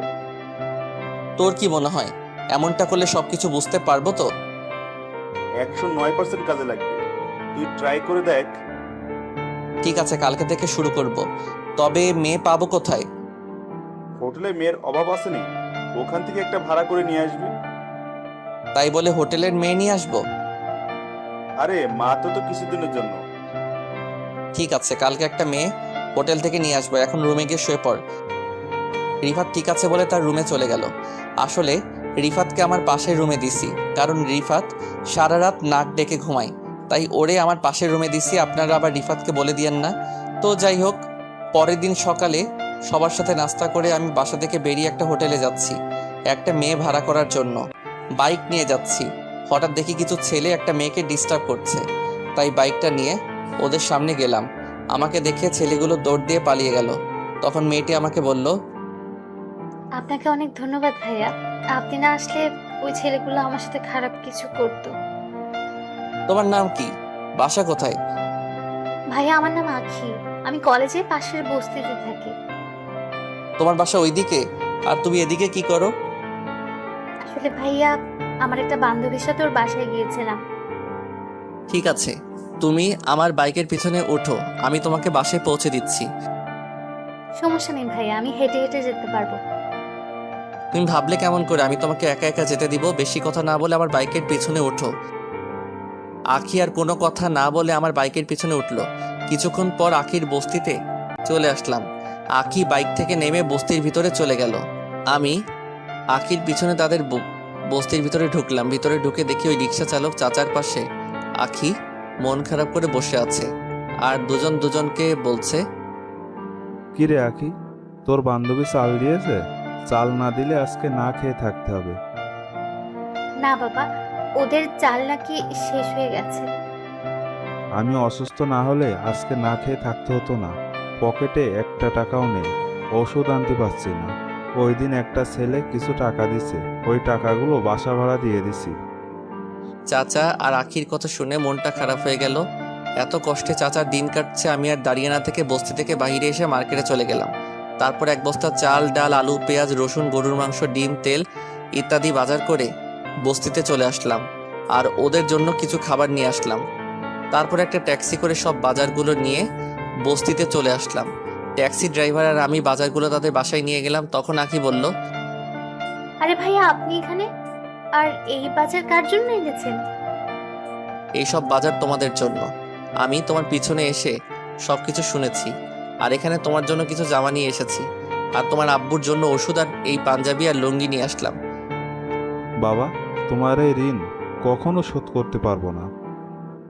আপনি আমাদের জন্য এত কিছু করছেন কেন? ওই যে তুমি আমাকে ভাইয়া বলে ডাকছো, তাই তোমার ভাইয়া তোমাদের জন্য বাজার করে এনেছি। আর আখি, তুমি কি পড়াশোনা করো? এসএসসি পরীক্ষা দেইনি, কারণ আব্বু পরীক্ষার টাকা ম্যানেজ করতে পারে নাই। ঠিক আছে, আজকে থেকে এই তোমাদের সব দায়িত্ব আমার উপর। তোমাকে আবার ভর্তি করে দিব, ভাইয়া তোমার সবকিছু ঠিক করে দিব। আখি আমাকে জড়িয়ে ধরে কান্না করে দিল। তখন আমি বললাম, এই পাগলি, কান্না করছিস কেন? সুখের খবর শুনে কেউ কি কান্না করে নাকি?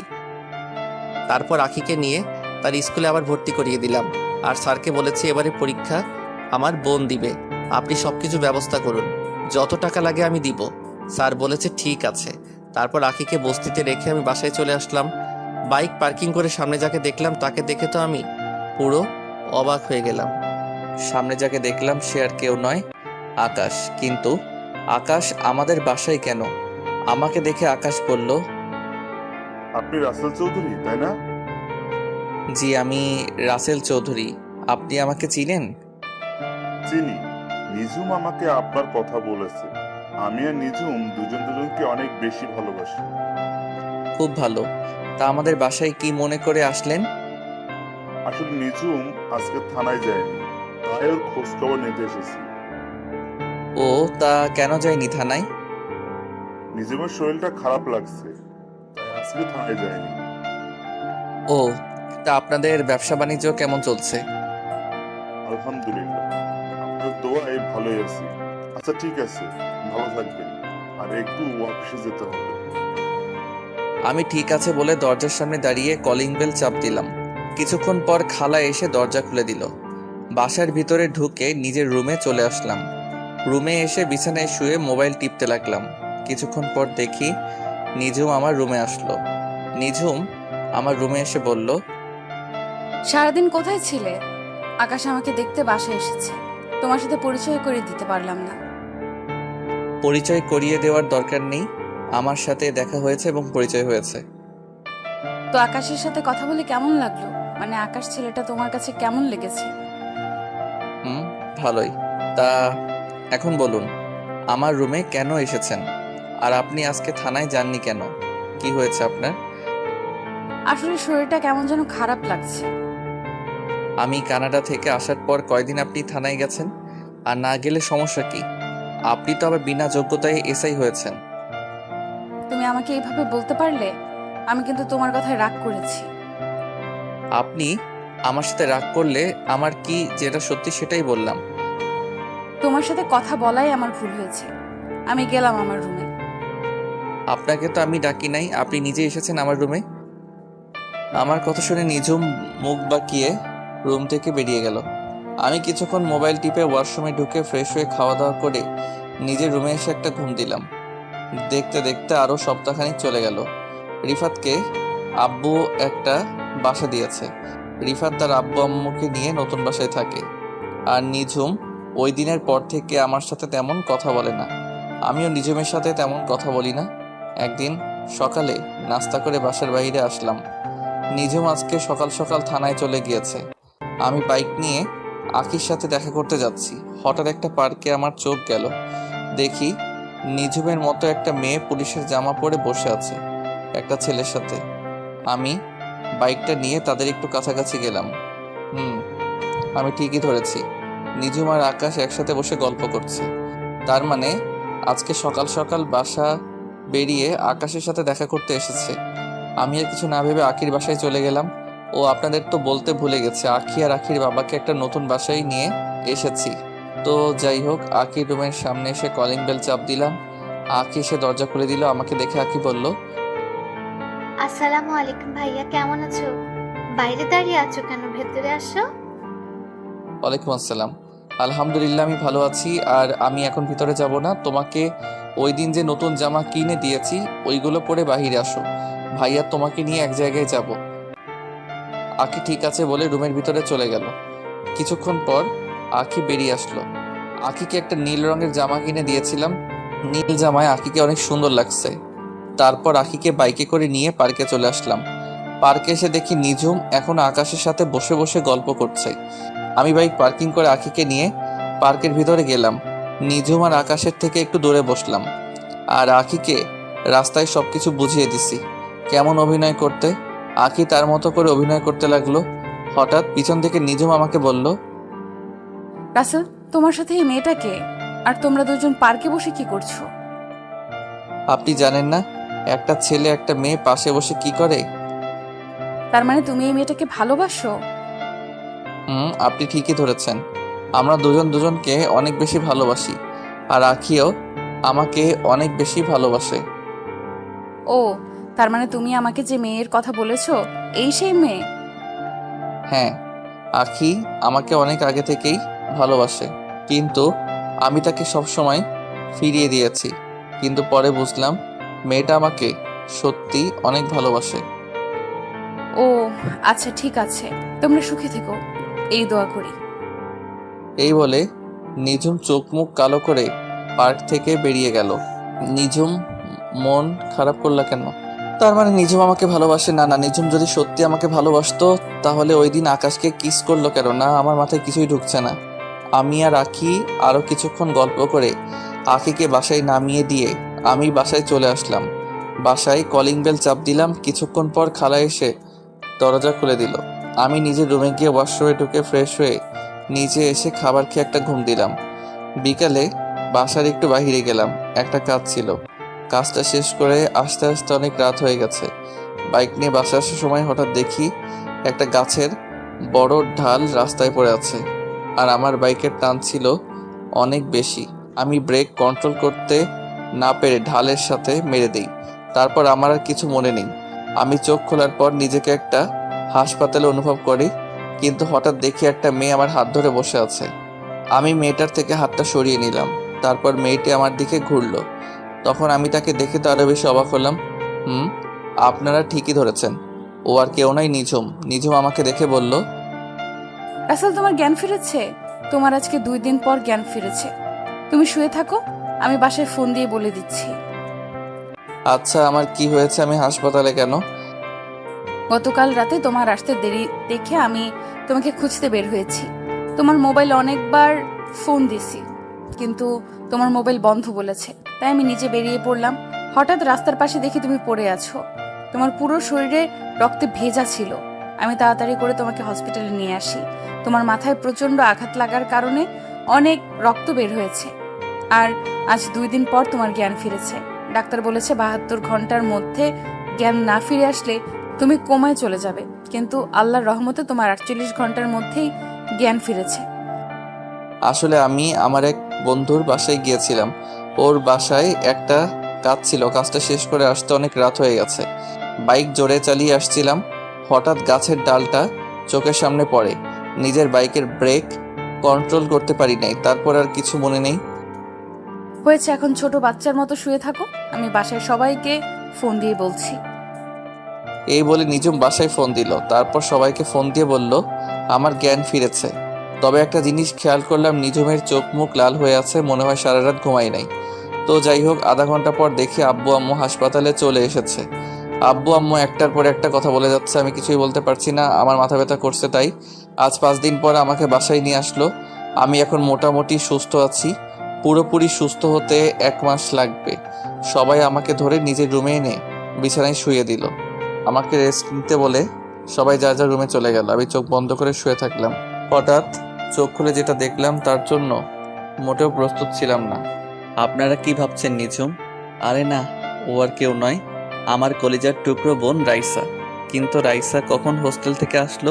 আমি রাইসার মাথায় হাত রাখতেই রাইসা চোখ খুলে কান্না করতে লাগলো। তখন আমি রাইসাকে বললাম, কিরে রাইসা, কেমন আছিস? কখন আসলি বাসায়? আর তুই কান্না করছিস কেন? আমি কিছুক্ষণ আগে এসেছি। আমাকে রিফাত ভাইয়া সবকিছু ফোন দিয়ে বলেছে। কান্না করিস না, আমি ঠিক আছি। তারপর রাইসা কান্না বন্ধ করলো। কিছুক্ষণ নিঝুম খাবার নিয়ে এসেছে। তখন নিঝুম বলল, এবার 2 ভাই বোন কথা বন্ধ করে খাবার খেয়ে নাও। রাইসা তুই ফ্রেশ হয়ে আয়, আজকে তুই নিজ হাতে ভাইয়াকে খাইয়ে দিবি। আমার কথা শুনে রাইসা ওয়াশরুমে চলে গেল। নিঝুমের দিকে তাকিয়ে দেখি মুখটা কালো করে ফেলেছে।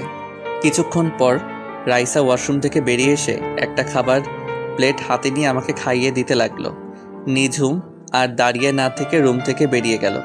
খাবার খাওয়ার পর রাইসা আমাকে ওষুধ খাইয়ে দিল। তারপর কিছুক্ষণ কথা বলে রাইসা বিদায় নিয়ে চলে গেল, কারণ রাইসার সামনে পরীক্ষা। দেখতে দেখতে 1 সপ্তাহ চলে গেল। এখন মোটামুটি সুস্থ আছি। নিঝুম যখন আমার রুমে খাবার নিয়ে আসে তখন আমি আম্মুকে ডাক দিই আমাকে খাইয়ে দেওয়ার জন্য। এতে নিঝুম অনেক কষ্ট পায়। নিঝুম প্রতিদিন থানায় যায়।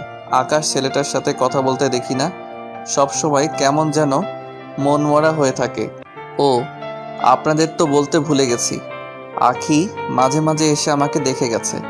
একদিন সকালবেলা সবাই মিলে নাস্তা করছি, তখন নিঝুম বলল, আন্টি, আমার এক বান্ধবীর বিয়ে, আমাকে অনেক জোর করে বলছে যাওয়ার জন্য। এখন তুমি বলো, আমি কি যাব? এটা আবার আমাদের জিজ্ঞেস করা লাগে? তবে তুমি একা যাওয়ার দরকার নেই, সাথে কাউকে নিয়ে যাও। তাহলে রাসেল, তুমি নিঝুমের সাথে যাও। মেয়েটা একা একা যাবে? আম্মু, উনি একজন থানার এসআই, ওনার তো ভয় পাওয়ার কথা। উনি তো সাথে পুলিশ নিয়ে যেতে পারে। আর একটা কথা, আমি বিনা দাওয়াতে কোথাও যাই না। ফারিয়া তোমাকে সাথে করে নিয়ে যেতে বলছে। আপনি কোন ফারিয়ার কথা বলছেন? আমি ফারিয়া নামে কাউকে চিনি না। তুমি এই কয় বছরে ফারিয়াকে ভুলে গেছো? আমরা তো 3 জন বান্ধবী একসাথে থাকতাম, রিয়া, ফারিয়া এবং আমি। হ্যাঁ, চিনতে পারছি। ওই দেমাগি মেয়ের বিয়েতে আমি যাব না। যে মানুষকে মানুষ মনে করে না, যে দুই মেয়ে আপনার বান্ধবী, তাদের ভিতরে অহংকারে পড়া। রিয়া অহংকারী, কিন্তু ফারিয়া আগের থেকে অনেক চেঞ্জ হয়ে গেছে। তাই তো সে তোমাকে নিয়ে যেতে বলছে। আমি যাব না। আপনি পারলে সাথে পুলিশ নিয়ে যান। বাবা রাসেল, মেয়েটা যখন এত করে বলছে তাহলে ওর সাথে যা। মানুষ সব সময় একরকম থাকে না। ঠিক আছে, শুধু তোমার কথাই যাব। তবে বিয়েবাড়িতে আমাকে কোনো উপদেশ দিতে পারবে না। আমি আমার মতো থাকব। ঠিক আছে, আমি তোমাকে কোনো উপদেশ দিব না, তুমি তোমার মতো করে থাকো। ঠিক আছে, তাহলে কোন সময় যাবেন? সন্ধ্যায় ওর বাসায় যাব। আমি থানায় বলে আসতে হবে এবং সব কিছু তাদের বুঝিয়ে দিয়ে আসতে হবে। আমি ঠিক আছে বলে নিজের রুমে চলে আসলাম। রুমে এসে একটা জামা গায়ে দিয়ে বাসা থেকে বেরিয়ে বাইক নিয়ে মার্কেটে গেলাম। মার্কেট থেকে একটা উপহার কিনে নিলাম। উপহার কিনে বাসায় চলে আসলাম। এবার আসি ফারিয়ার কথায়। ফারিয়া মেয়েটার সাথে আমি তেমন কথা বলতাম না। মেয়েটা একটু দেমাগি, গরিবদের দু চোখে দেখতে পারতো না, সবসময় বাবার ক্ষমতায় চলতো। আমার নামে অনেক মিথ্যা কথা বলছে নিঝুমের কাছে, কিন্তু নিঝুম তার কথায় দাম দেয় নাই। তো যাই হোক, সন্ধ্যায় রেডি হয়ে রুম থেকে বেরিয়ে নিচে আসলাম। কিছুক্ষণ পর নিঝুম সিঁড়ি দিয়ে নিচে নেমে আসলো, কিন্তু নিঝুমকে দেখে আমি তো পুরো অবাক হয়ে গেলাম, কারণ নিঝুম বোরখা পরেছে।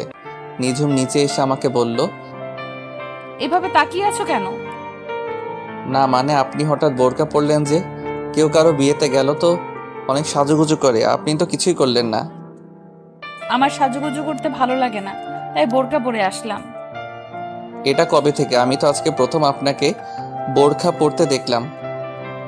আমি আজকে থেকে সব সময় বোরকা পরে বের হব। তাহলে কি ডিউটির সময় বোরখা পরে থাকবেন নাকি?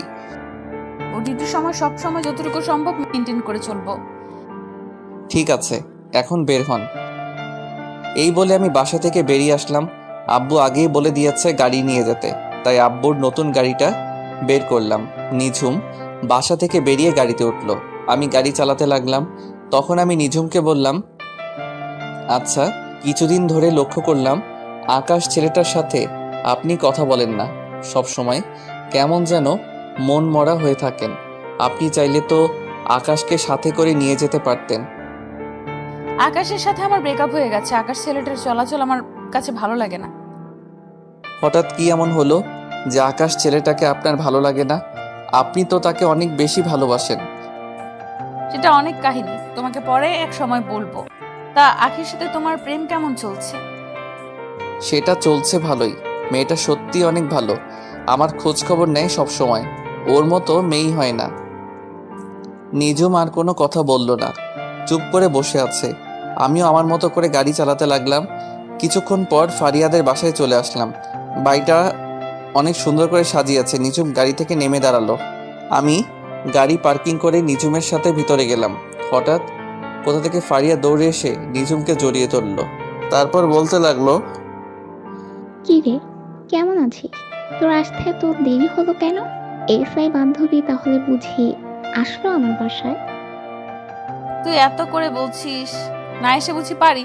বল কেমন আছিস? আমি তোকে অনেক বেশি ভালো আছি। আর রাসেল, তুমি কেমন আছো? এখনো কি আমার উপর রাগ করে আছো? আমি ভালো আছি। রাগ করে কি হবে? আপনি তো আগের থেকে অনেক চেঞ্জ হয়ে গেছেন। আপনার জন্য আমার তরফ থেকে ছোট্ট উপহার। ধন্যবাদ। তো এখানে দাঁড়িয়ে থাকবি? চল ভিতরে চল, আব্বু আমার সাথে দেখা করবি। সেটা তো করব, কিন্তু তুই হলুদের শাড়ি পরে এখানে আসলি কেন? তোকে দূর থেকে দেখে বসে থাকতে পারি না, উঠে চলে আসলাম। হয়েছে, এখন চল তোর আব্বু আমার সাথে দেখা করে আসি। রাসেল, তুমি কি যাবে আমাদের সাথে? না, তোমরা যাও, আমি একটু চারপাশ ঘুরে দেখি। নিঝুম ঠিক আছে বলে ফারিয়ার সাথে ভিতরে চলে গেল। আমি ফারিয়াদের বাসার চারপাশ ঘুরে দেখতে লাগলাম। কিছুক্ষণ পর হঠাৎ মোবাইলে একটা মেসেজ আসলো। মোবাইল হাতে নিয়ে দেখি মায়াজাল আইডি থেকে মেসেজ আসলো। নীল রঙের পাঞ্জাবিতে তোমাকে অনেক সুন্দর লাগছে। বিয়ে বাড়িতে মেয়েরা দেখলে পাগল হয়ে যাবে। তুমি জানলে কেমন করে আমি যে নীল পাঞ্জাবি পরেছি আর আমি বিয়ে বাড়িতে এসেছি? কারণ তুমি যার বিয়েতে এসেছো সে আমার বান্ধবী। তার মানে তুমি এই বিয়ে বাড়িতে আছো? তাহলে সামনে আসো, তোমাকে সামনাসামনি দেখি। সময় হলে একদিন ঠিকই তোমার সামনে যাব। আর হ্যাঁ, তোমার সামনে থাকলে কানের নিচে একটা ফোঁটা দিয়ে দিতাম, যেন কোনো মেয়ের নজর না দেয়। তাই নাকি? তা সেই সময়টা কোন সময় আসবে? অপেক্ষা করো, খুব তাড়াতাড়ি তোমার সামনে আসবো। ভালো থেকো, পরে কথা হবে। এই বলে মায়াজাল অফলাইনে চলে গেল। আমি একটা চেয়ারে বসে মোবাইল টিপতে লাগলাম। হঠাৎ একটা জায়গায় চোখ পড়ল। দেখি নিজুম একটা ছেলের সাথে হেসে হেসে কথা বলছে। তার গায়ে এখন আর বোরখা নেই। ও আরেকটি কথা, নিজুম গাড়ি থেকে নেমে মুখের নেকআপ সরিয়ে ফেলছে। এমনভাবে ছেলেটার সাথে কথা বলছে যেন অনেক দিনের চেনা। আমি তাদের দিকে না তাকিয়ে নিজের মতো করে মোবাইল টিপতে লাগলাম। দেখতে দেখতে অনুষ্ঠান শুরু হয়ে গেল। যে যার মতো করে ফারিয়াকে খাইয়ে দিচ্ছে এবং মুখে হলুদ লাগিয়ে দিচ্ছে। কিছুক্ষণ পর নিজুম ওই ছেলেটাকে নিয়ে স্টেজে উঠল। আমি মনে করছিলাম নিজুম আমাকে নিয়ে উঠবে, কিন্তু আমার ধারণা ভুল প্রমাণিত করে ওই ছেলেটাকে নিয়ে উঠল। দুজনে মিলে অনেক মজা করে ফারিয়াকে খাইয়ে দিল। হঠাৎ কোথা থেকে একটা মেয়ে আমার সামনে এসে বলল, হাই, আমি আরোহী। তোমাকে অনেকক্ষণ দেখলাম এইভাবে চেয়ারে বসে আসছো। তোমার সাথে কেউ নেই? আছে, ওই যে স্টেজে যে ম্যাডামকে দেখছো, ওনার বডিগার্ড হয়ে এসেছি। আর আমি রাসেল। তুমি দেখতে অনেক সুন্দর। একটা কথা বলি, রাখবে? ঠিক আছে, রাখার মতো হলে অবশ্যই রাখবো। আমার সাথে কেউ নেই, আমার সাথে স্টেজে উঠবে? প্লিজ মানা করো না। আমি ঠিক আছে বলে আরোহীর সাথে স্টেজে উঠলাম। নিজুমের চোখ মুখ লাল হয়ে আছে। আমি নিজুমের থেকে চোখ সরিয়ে ফারিয়ার পাশে গিয়ে বসলাম। তখন ফারিয়া বলল, কি রে আরোহী, তুই রাসেলকে চিনিস? দুজনে একসাথে আসলি। ওনাকে চিনি না, তবে মাত্র পরিচয় হলো। তার মানে তুমিও রাসেলকে চিনো? চিনবো না কেন? রাসেল আর আমি একসাথে কলেজে পড়ছি। কিন্তু রাসেল বলল ও নাকি তোমার এসআই বান্ধবী। রাসেল তোর সাথে মজা করছে। রাসেল কলেজেও সবার সাথে একটু বেশি দুষ্টুমি করতো। হয়েছে, এবার কথা বলা বন্ধ করে হা করেন, এখনো অনেক লোক বাকি আছে। এই বলে আমি ফারিয়ার হাতে একটু হলুদ লাগিয়ে দিলাম, তারপর মিষ্টি খাইয়ে দিলাম। হঠাৎ মনে পড়ল আরোহীর সাথে একটু দুষ্টুমি করি। আমি এক টুকরো মিষ্টি আরোহীর মুখের উপর ধরলাম। আরোহী হা করার সাথে সাথে আমার মুখে ঢুকিয়ে দিলাম। মেহমান সবাই হাসতে লাগলো, শুধু একজন ছাড়া। সেই মানুষটাকে আপনারা ভালো করে জানেন। সব কিছু শেষ করে আমি স্টেজ থেকে নেমে আসলাম। হঠাৎ নিজুম আমার হাত ধরে ছাদে নিয়ে গেল। তারপর নিজুম এমন কিছু করবে সেটা দেখে আমার মাথা পুরো গরম হয়ে গেল। নিজুম আমাকে ছাদে নিয়ে আমার ঠোঁটের সাথে ঠোঁট লাগিয়ে কিস করতে লাগলো। আমি নিজুমকে জোর করে ছাড়িয়ে ঠাস করে 2টা থাপ্পড় মেরে দিলাম। তারপর আমি বলতে লাগলাম, তোর সাহস কি করে হয় আমাকে কিস করার? রাসেল, আমি তোমাকে ভালোবাসি। আমি তোমাকে অন্য মেয়ের সাথে সহ্য করতে পারি না। তোর মতো মেয়ের মুখে ভালোবাসা মানায় না। তুই একটা খারাপ মেয়ে। তোর একটা দিয়ে হয় না, তোর 4-5টা লাগে। তুমি আমাকে এমন কথা বলতে পারলে? আমি কোন দিক দিয়ে তোমার কাছে খারাপ? সেটা তুই ভালো করে জানিস। তোকে নতুন করে বলতে পারবো না, তুই চিন্তা করে দেখ। না, আজকে তোমাকে বলতে হবে। আমার জানা মতে আমি কোনো খারাপ কাজ করি নাই। তাই নাকি? আকাশের সাথে কিস করা, আকাশের সাথে প্রতিদিন মোবাইলে যে রোমান্টিক কথাগুলো বলছিস, যেটা মুখ দিয়ে প্রকাশ করার মতো না, এখন আকাশকে ছেড়ে দিয়ে নতুন আরেকটা ধরছিস। তারপরেও বলবি তুই ভালো মেয়ে? তারপরেও বলবো আমি ভালো মেয়ে। এতদিন যা কিছু হয়েছে সবকিছু অভিনয়। আর কত কথা লুকাবি? আর তোর মতো মেয়েকে আমি ভালোবাসতে পারবো না। আমি আকিকে ভালোবাসি। না, তুমি আমাকে ছাড়া অন্য কাউকে ভালোবাসতে পারবে না। তুমি শুধু আমার। আজকে তোমাকে সবকিছু খুলে বলবো। আমাকে সবকিছু খুলে বলবি মানে? যা বলবি সোজাসুজি করে বল। আকাশ হলো আমার থানার একজন পুলিশ। আকাশকে আমি বলি তোমার সামনে কিছুদিন অভিনয় করার জন্য। আমি দেখতে চেয়েছি আমাকে অন্য কারোর সাথে দেখলে তুমি কেমন রিয়্যাক্ট করো। তার থেকে আরো একটা কথা শুনলে তুমি বেশি অবাক হয়ে যাবে। কি কথা যেটা শুনলে আমি অবাক হয়ে যাব? তুমি এত বছর যে মায়াজাল আইডির মানুষটার সাথে কথা বলে আসছো, ওই মানুষটা আমি। কি? তার মানে ওই আইডির মেয়েটা তুই? সবকিছু বুঝলাম। তাহলে তুই আকাশকে ওই দিন কিস করলি কেন? আরে পাগল, ওই দিন তোমাকে দেখানোর জন্য আমি আর আকাশ এভাবে দাঁড়িয়েছি, যেন তুমি বুঝতে পারো আমি আকাশকে কিস করছি। তার মানে এতদিন আমাকে বোকা বানিয়ে আসছো? আমাকে এতদিন কষ্ট দিছো। যে মেয়ে আমাকে কষ্ট দিতে পারে সে কখনো আমার ভালোবাসা পাবে না। সরি রাসেল, এরকম কষ্ট আর কখনো তোমাকে দিব না। কিন্তু আমি তো আকিকে ভালোবাসি, তাই তোমাকে ভালোবাসা আমার পক্ষে সম্ভব নয়। তাই না? আখির সাথে তোমার কেমন পরিচয় সেটা আমি জেনে গেছি। আখি আমাকে সব কিছু গতকাল বলেছে। আমাকে একটু শক্ত করে জড়িয়ে ধরবে? তোমাকে জড়িয়ে ধরে আবার কিস করতে মন চাইছে। তো করো, আমি তোমাকে মানা করছি? বলতে দেরি, আমি নিঝুমকে জড়িয়ে ধরে কিস করতে লাগলাম। কিছুক্ষণ পর ছেড়ে দিলাম। দুজনে হাঁপাতে লাগলাম। তারপর দুজনে নিচে চলে আসলাম। আমাকে একটা থাকার রুম দেওয়া হয়েছে, যেটা ফারিয়ার পাশের রুম। নিঝুম ফারিয়ার সাথে ঘুমিয়েছে। সকালবেলা বুকটা কেমন যেন ভারী লাগছে। চোখ খুলে দেখি নিঝুম আমাকে জড়িয়ে ধরে শুয়ে আছে। ঘুমন্ত অবস্থায় নিঝুমকে অনেক সুন্দর লাগছে। আমি নিঝুমের কপালে একটা চুমু দিলাম। সাথে সাথে নিঝুমের ঘুম ভেঙে গেল। তখন নিঝুম বলল, আমি কিন্তু ঘুমিয়ে নেই। তার মানে তুমি জেগে আছো? তো তুমি কোন সময় আমার রুমে আসলে? কিছুক্ষণ আগে তোমার রুমে এসেছি, কিন্তু তোমাকে ঘুমন্ত অবস্থায় অনেক সুন্দর লাগছে, তাই না ডেকে তোমাকে জড়িয়ে ধরে শুয়ে পড়লাম। হয়েছে, এখন ওঠো, কেউ রুমে চলে আসবে। তোমাকে জড়িয়ে ধরে থাকতে আমার ভালোই লাগছে, আর একটু থাকো না।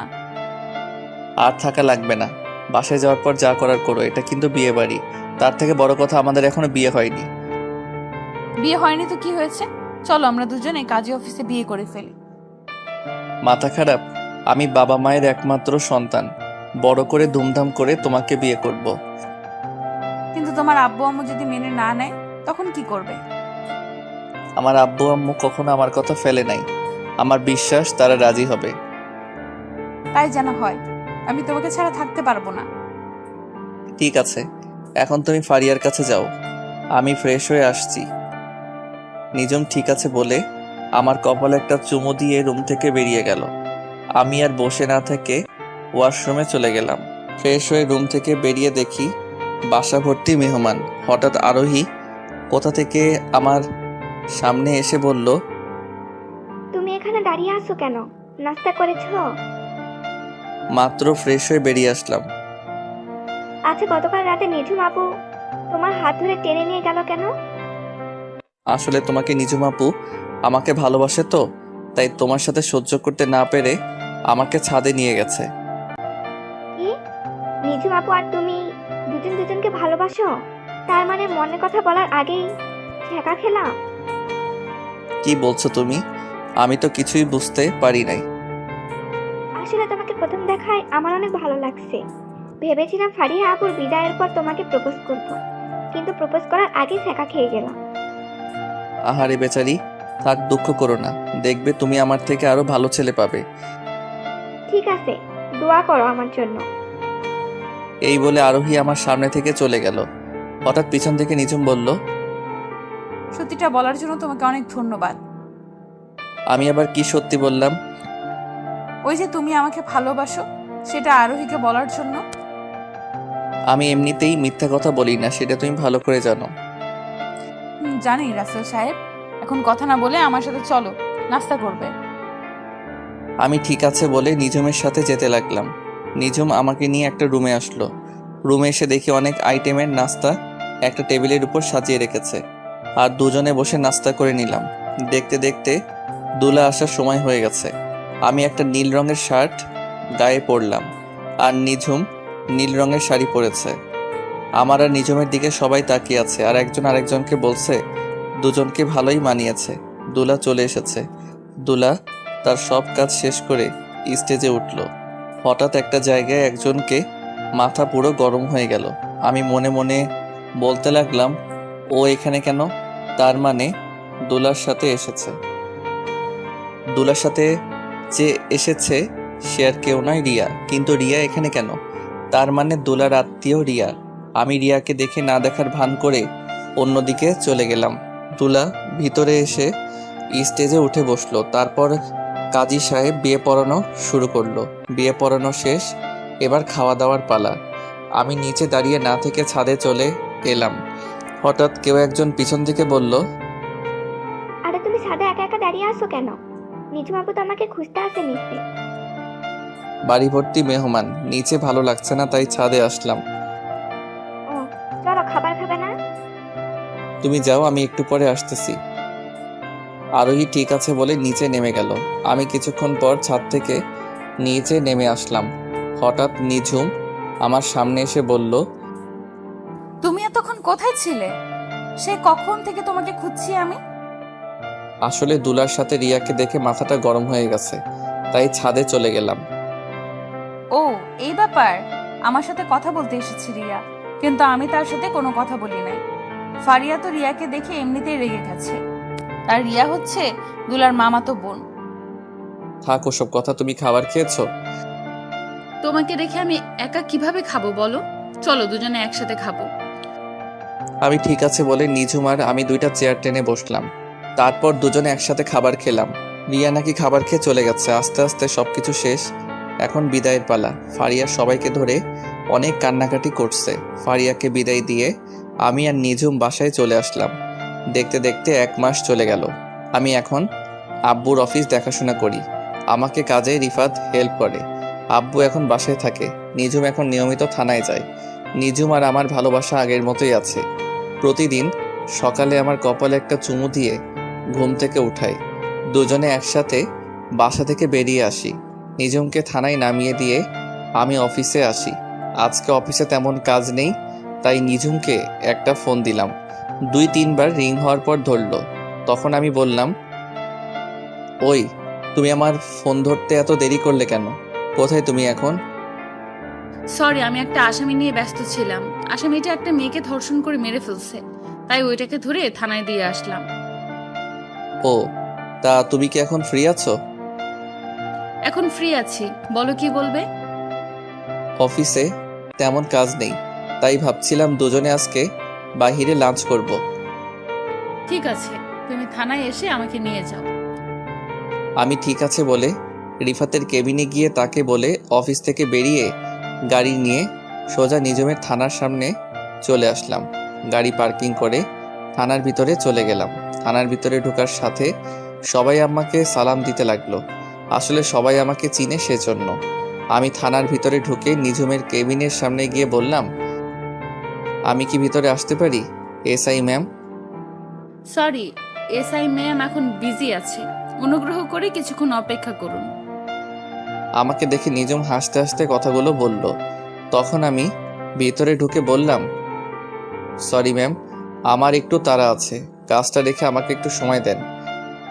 কিন্তু মিস্টার, থানা তো আপনার কথা মতো চলে না। তাই নাকি? তাহলে তো যা করার আমাকেই করতে হবে। এই বলে আমি নিঝুমের হাতটা ধরে টানতে টানতে থানা থেকে বাহির করে গাড়ির ভেতরে নিয়ে আসলাম। থানার সবাই আমার কাহিনী দেখে হাসতে লাগলো।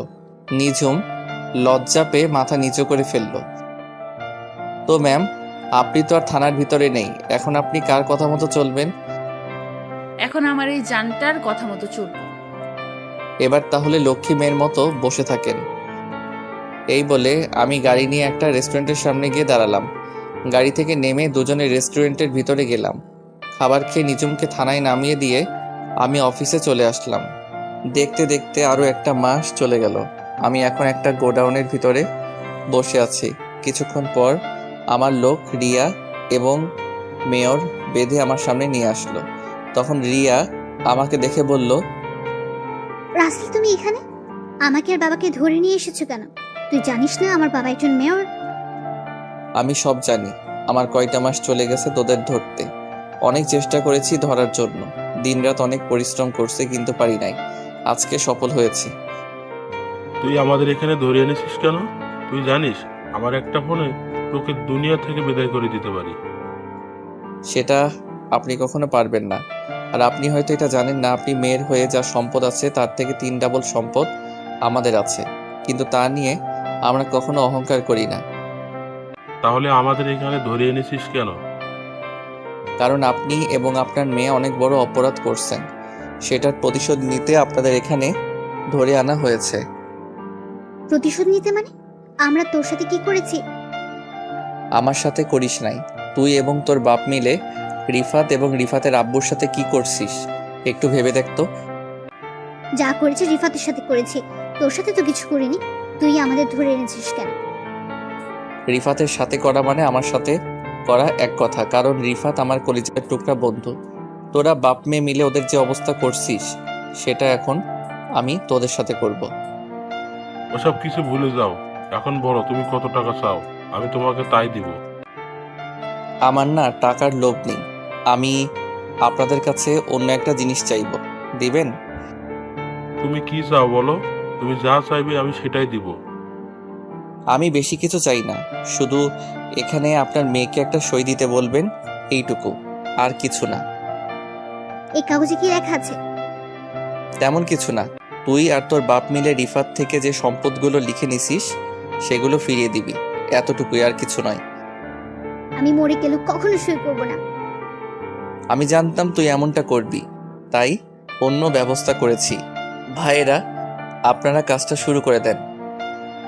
আমি আমার লোকগুলোকে বললাম, তারা মেয়রকে কারেন্টের চেয়ারে বসিয়ে শট দিতে লাগলো। মেয়রের তো লাফালাফি শুরু হয়ে গেল। এটা দেখে রিয়া বলল, প্লিজ রাসেল, আমার বাবার সাথে এমনটা করিস না। তুই বল আমাকে কোথায় সই করতে হবে। আমি রিয়াকে কাগজটা এগিয়ে দিলাম, রিয়া সই করে দিল। এতক্ষণ যা কিছু হয়েছে সব কিছু ভিডিও করা হয়েছে। তারপর রিয়া এবং তার বাপকে রেখে আমরা সবাই চলে আসলাম। পরের দিন আমি মন্ত্রীর সঙ্গে দেখা করলাম, ভিডিওটা দেখালাম। মন্ত্রী সাথে সাথে রিয়ার আব্বুকে মেয়র থেকে বহিষ্কার করে দিল, তাদের বাড়ি গাড়ি ব্যাংক ব্যালেন্স সব কিছু নিয়ে নিল এবং রিফাতদের সব কিছু ফিরিয়ে দিল। আমি যে এত কিছু করছি এটা এখনো কেউ জানে না। এক সপ্তাহ পর রিফাতের আব্বু আম্মুকে তাদের সব কিছু ফিরিয়ে দিলাম। রিফাত এখন তার বাবার অফিস দেখাশোনা করে। আমি আমাদেরটা খুব সুন্দরভাবে চলছে এখন সব কিছু। রাতে সবাই মিলে খাবার খাচ্ছি, তখন বাবা বলল, সব কিছু তো ঠিকঠাক চলছে, এবার দুহাত এক করে দেওয়ার পালা। তুমি কি বলো রাসেলের আম্মু? তুমি ঠিকই বলেছ, এবার দুহাত এক করে দেওয়ার পালা। তাহলে তুমি একটা দিন তারিখ করে ফেলো। আব্বু আম্মু, আমি তো কিছুই বুঝতে পারছি না, তোমরা কিসের কথা বলছো? আমি আর তোর আব্বু সব কিছু জানি। নিজুম আর তুই দুজন দুজনকে ভালোবাসিস, তাই ভাবছি লুকিয়ে লুকিয়ে আর প্রেম ভালোবাসা করতে হবে না, তার চেয়ে ভালো দুজনের হাতে এক করে দিই। নিজুম আম্মুর কথা শুনে বসা থেকে উঠে রুমে চলে গেল। আমিও আর বসে না থেকে রুমে চলে আসলাম। আমাদের দুজনকে এভাবে চলে যেতে দেখে আব্বু আম্মু দুজনেই হাসতে লাগলো। আজ আমার আর নিজুমের বিয়ে হয়ে গেছে, খুব ধুমধাম করে বিয়েটা হয়েছে। বাংলাদেশের নামি দামি সব লোকজন এসেছে। রিফাতের আব্বু আম্মু এবং ফারিয়া এবং তার জামাইও এসেছে। রিফাত আর আরোহী মিলে আমার বাসরঘর সাজিয়েছে, তাই ওরা দুজন আমার রুমের সামনে দাঁড়িয়ে আছে। তখন রিফাত বলল, জামাইবাবু, আমাদের পাওনা দিয়ে তারপর ভিতরে ঢুকতে হবে। বন্ধু আজকে নাই, পরে দিব। আমার বউটা ভিতরে একা একা বসে আছে, আগে বাসর ঘরে বিলাইটা মেনে নিই। বিলাই মারবেন, আরো কত কিছু করতে পারবেন। আগে আপনাদের পাওনার 50,000 টাকা দিয়ে দেন, বড়লোক মানুষ তো, এত বেশি চাইনি। কি 50,000? তারপরে বলছিস বেশি চাসনি? আরোহী তো ঠিকই বলেছে, 50,000 তো বেশি তো আর চাইনি। ইরে, তোদের দুই জনের পরিচয় এত মিলে গেছিস, তোরা কিন্তু মনে রাখবি আমারও দিন আসবে, তখন কিন্তু 1 লাখের নিচে ভিতরে ঢুকতে দিব না। তোকে তো বিয়েতে দাওয়াত দিব না। আমি বিনা দাওয়াতে চলে যাব। দূর, এত কথা না বলে টাকা বের করো আর ভেতরে যাও। কি আর করার, মানি ব্যাগ থেকে কার্ডটা বের করে দিয়ে ভিতরে ঢুকে দরজা লাগিয়ে দিলাম। কার্ডটা দেওয়ার পর দুজনে আর একটা কথাও বলে নাই। তারা ভালো করে জানে আমার কার্ডে 50,000 টাকা বেশি থাকে। দরজা লাগিয়ে ভিতরে ঢুকে সামনে যাওয়ার পর যেটা দেখলাম সেটা দেখে আমার গলা শুকিয়ে গেল। সামনে তাকিয়ে দেখি নিঝুম পিস্তল নিয়ে আমার দিকে ধরে আছে। তখন আমি বললাম, কি ব্যাপার, তুমি আমার দিকে এইভাবে পিস্তল ধরে আছো কেন? হারামজাদা, বাসর ঘরে ঢুকতে তোর এত সময় লাগে কেন? ওরা যা চাইছে তা দিয়ে চলে আসতে।